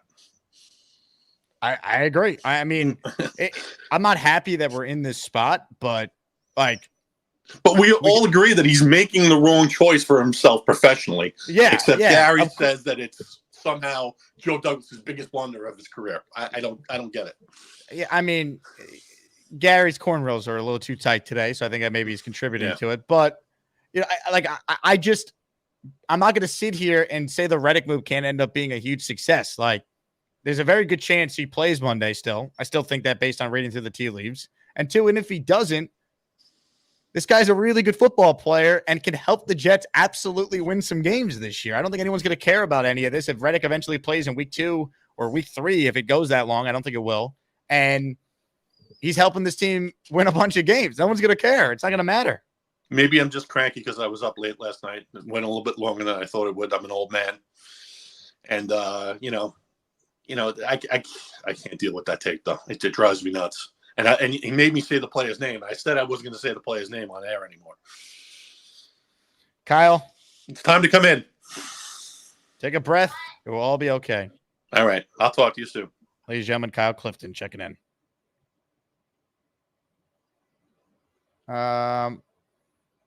Also, how about Gary being a gun carrier, man? All right, you got to be careful around Gary. Yeah, they call Gary the Dick Cheney of Fort Worth, so you got to be on your toes. Hit the like button if you're just tuning in. Please subscribe to the channel by hitting the subscribe button on the right-hand side. Mother effing Chew writes, who cares if Sauce gets interceptions as long as he's neutralizing the opponent's number one? It doesn't matter. And with a better offense, quarterbacks may throw his way in desperation, and the interceptions will come. I agree. But I do think if you're Sauce, you want to have more interceptions this year. It helps win games. You're not going to get a ton of opportunities. You'll get more this year, no doubt, for the reasons you say in the chat. I agree. But if you're Sauce Gardner, the next step is to start coming up with more picks, right? You didn't have any last year. You only had a couple true chances at it, but that's like the next step for him. He's already the best corner in the league. But if he has the interceptions to go with it now, then what are his haters going to say then? Not that it matters. The guy's going to be the highest paid corner in the league a year from now. Patrick Surtain's deal today, that's where it starts, and Sauce probably gets to 4 years, 100, with 80 of it guaranteed. That's what I think Sauce gets paid. And it's all deserved. This guy should be a Jet for life. Same with Garrett Wilson. Same with Garrett Wilson. No doubt. Both those guys, Jets for life. Hey, if you haven't heard, Monday night, the Jets play a football game. And if you want to watch it with a bunch of crazy Asmaniacs, you need to come out there.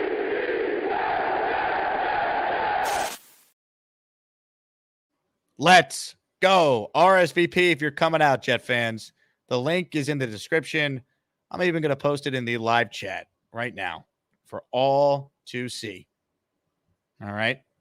Over 300 of you have already committed to coming. Chicken Jenkins writes in, Jake, are you scheduling Carly to address the Gorman speech from yesterday? Carly's weekly spot on the show, as per yesterday's agreement, is 12:41 p.m. on Select Tuesdays. So that's all I have for you on that. Speaking of Carly, it is Edgemo week on the show. This Friday, we're dropping a huge selection of emoji-themed t-shirts at jakeasman.com. If you're coming to our watch parties, you might get a chance to try the first ever Jake Asman Show Edgemo-themed cookies. That's right. Don't believe me?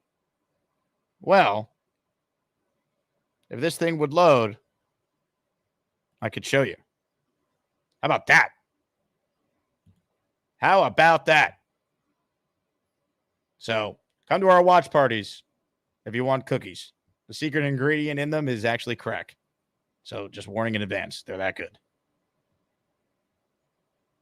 Aaron and I look like good friends. Hit the like button. Subscribe to the channel if you haven't already.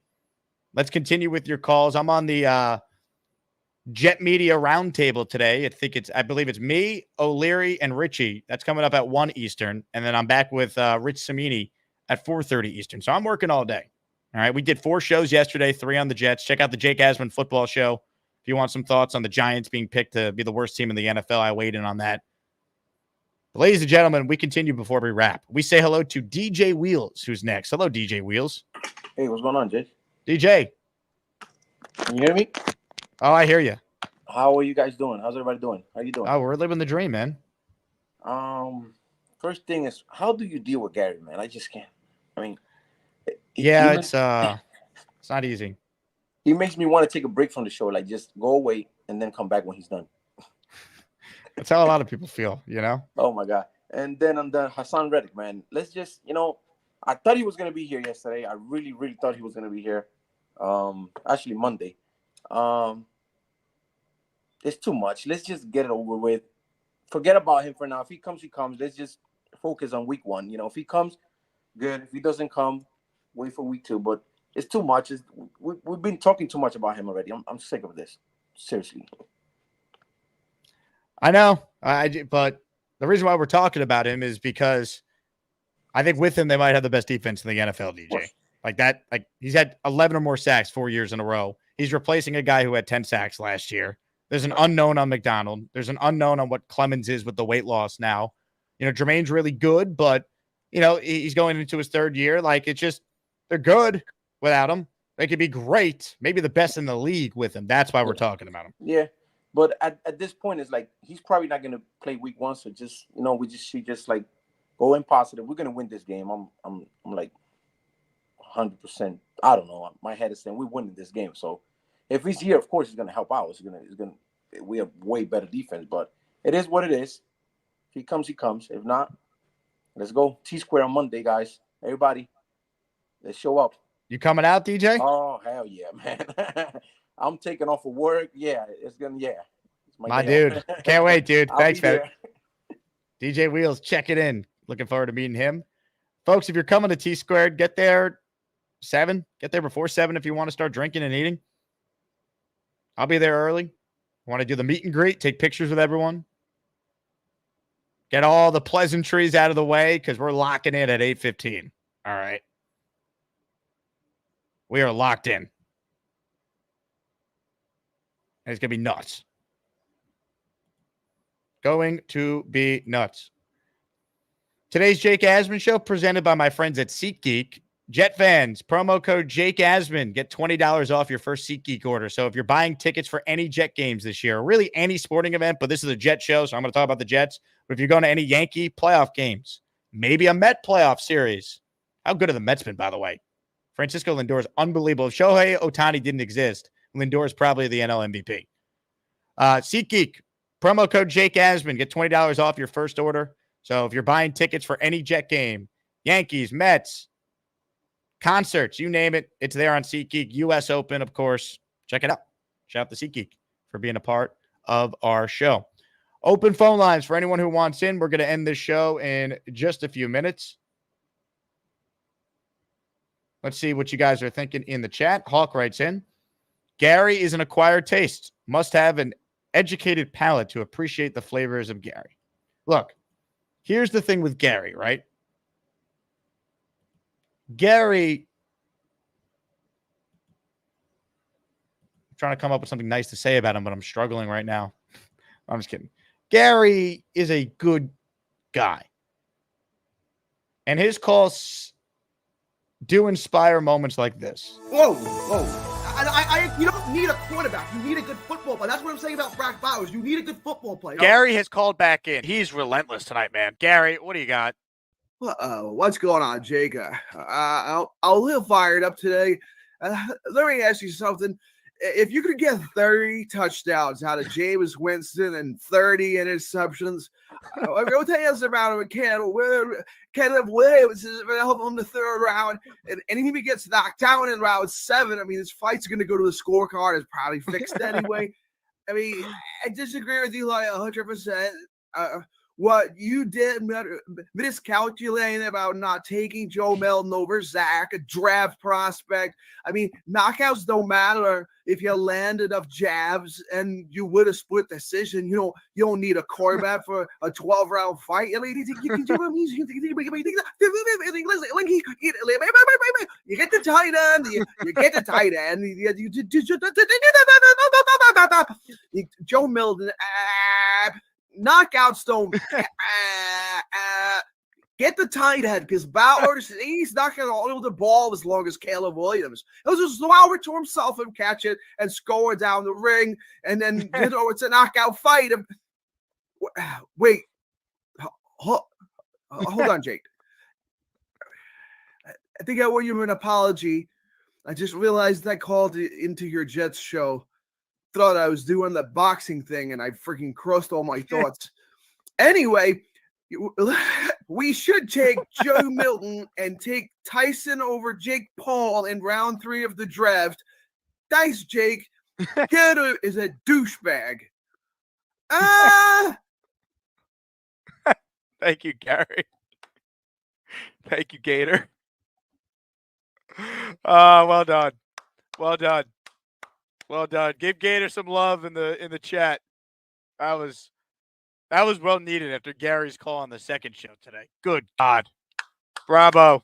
Gary up next. Hello, Gary. That skit that Gator did yesterday. I showed it to my wife. She thought it was the funniest thing she's ever seen. That was gold. I don't know how he does this, but he's got some type of talent. I hope he's using it for good. That guy is incredible. You know you made it when you get impersonated by Gator. Yeah, I'll take it as a compliment. I'll take it all as a compliment. Wow, what a moment in time. We'll never forget it. Ladies and gentlemen, we got the best listeners. We've been live for nearly 2 hours, and Rob Basil decided to make his presence known. A $50 spend on channel memberships for the Asmaniac community. Ladies and gentlemen, we say thank you to Rob Basil. Get your ass off my super chats. Some of these are gifted memberships too. Hey. The hell with it.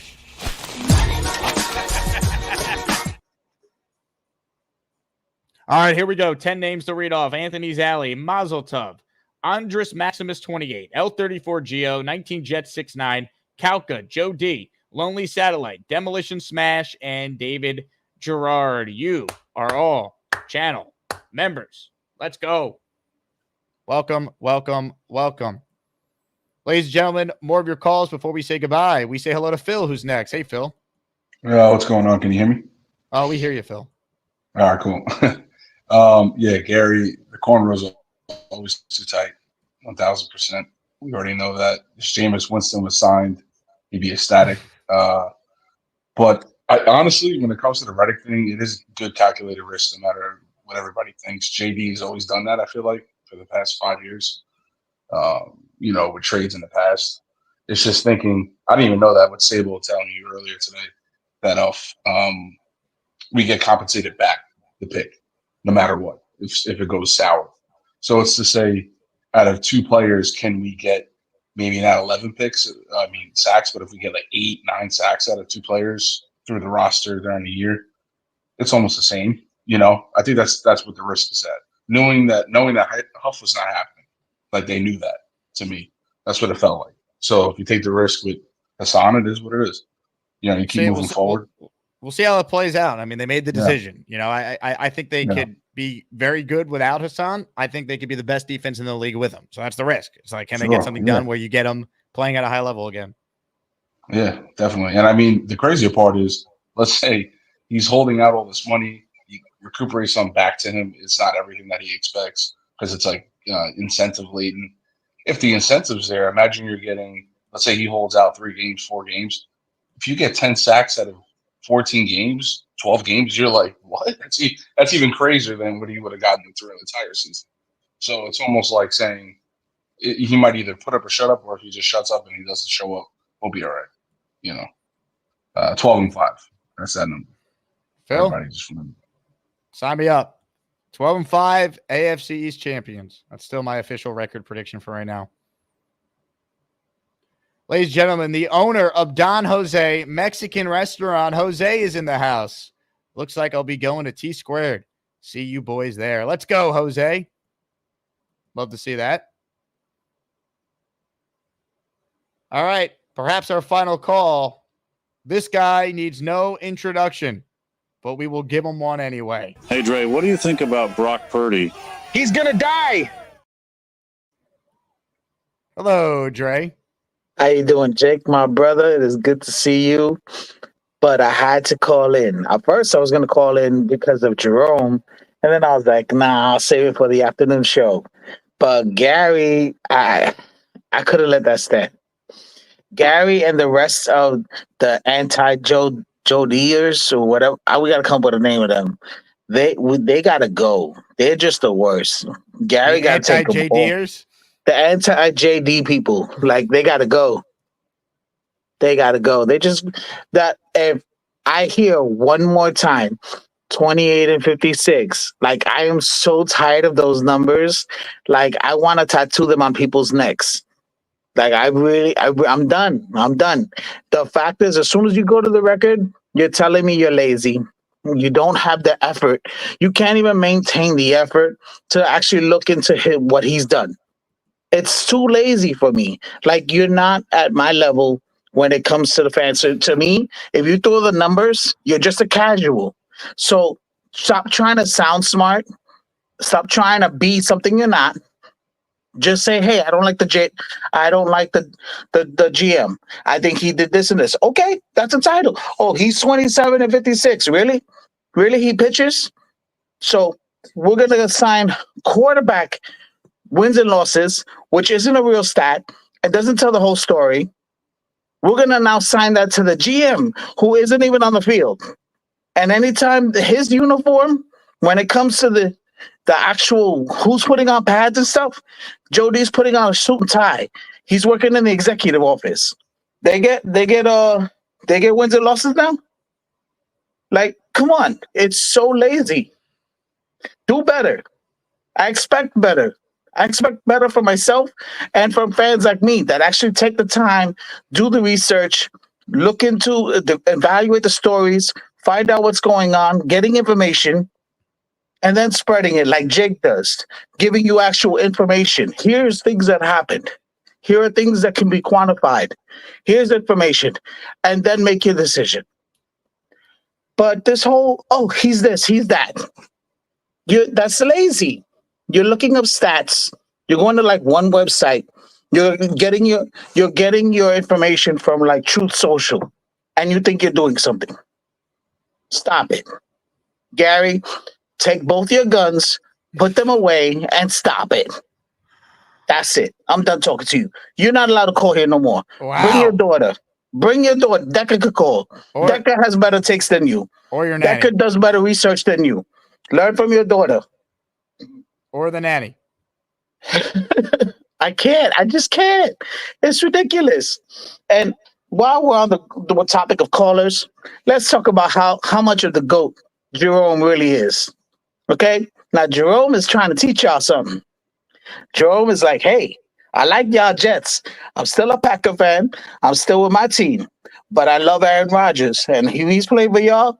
I love y'all too. And he still got love for Aaron, telling us how we should be feeling.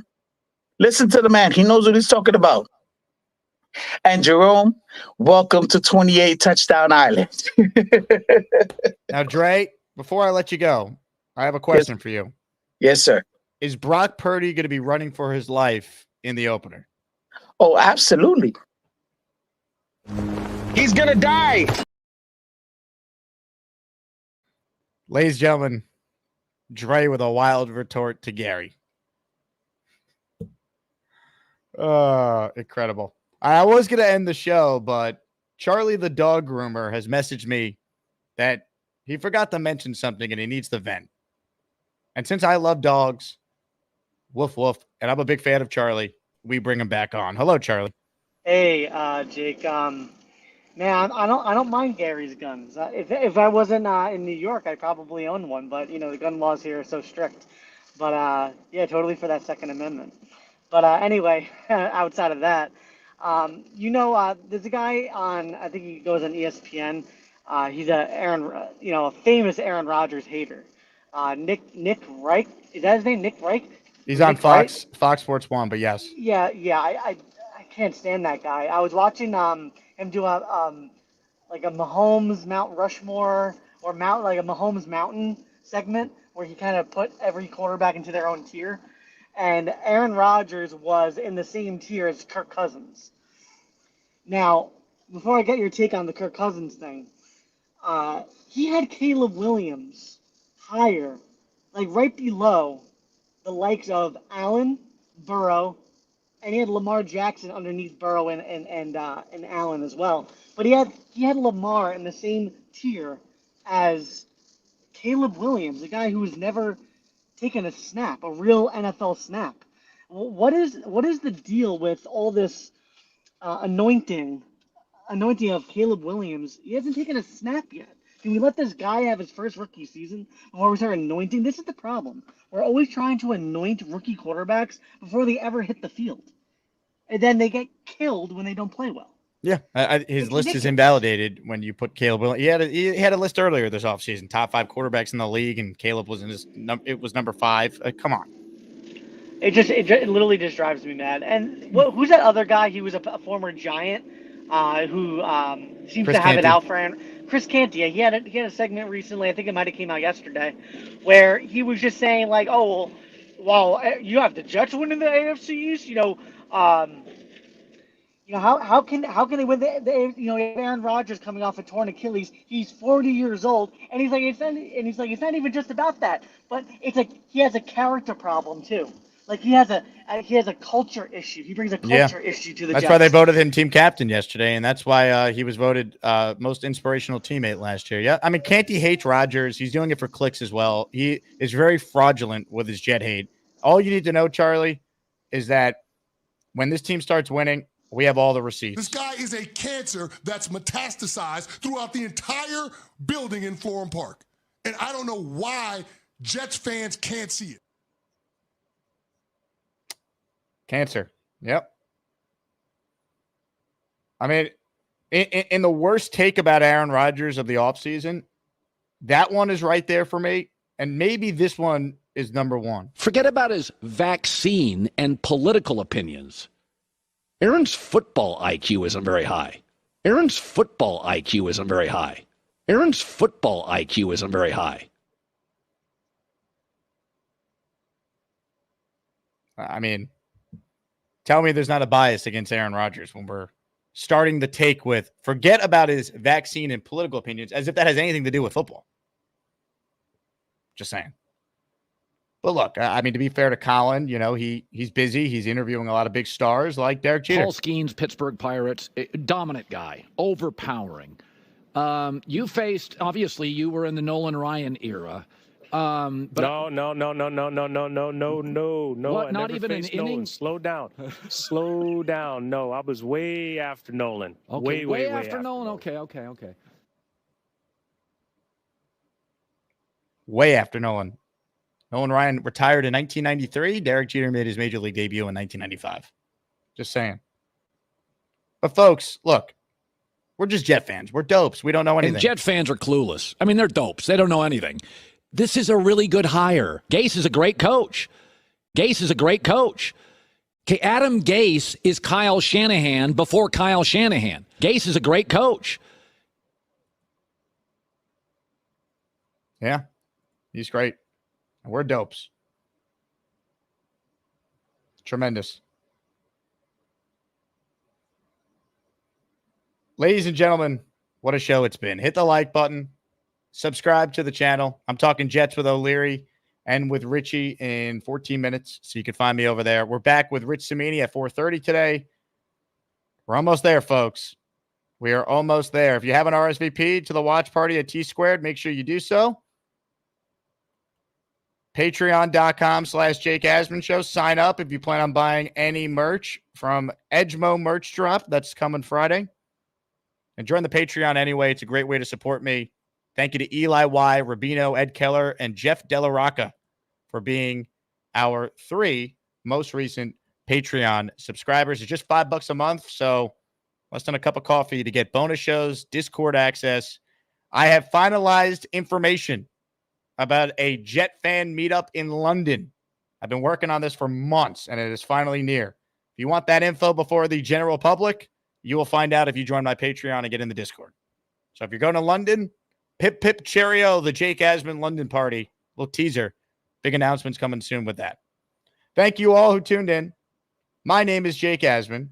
This has been the Jake Asman Show. We're back in a bit with Cimini. Hit the like button on your way out of here. Make sure you subscribe to the channel. JETS, Jets. Jake is the Muffin Man, but Gator is not very good with doing his videos, and he made the Muffin Man kind of look like You know the Muffin Man, the Muffin Man, the Muffin Man. Oh my God, Gator is a madman. Screw you guys, I'm going home. I didn't even get to ask him on the way out. Any parting words?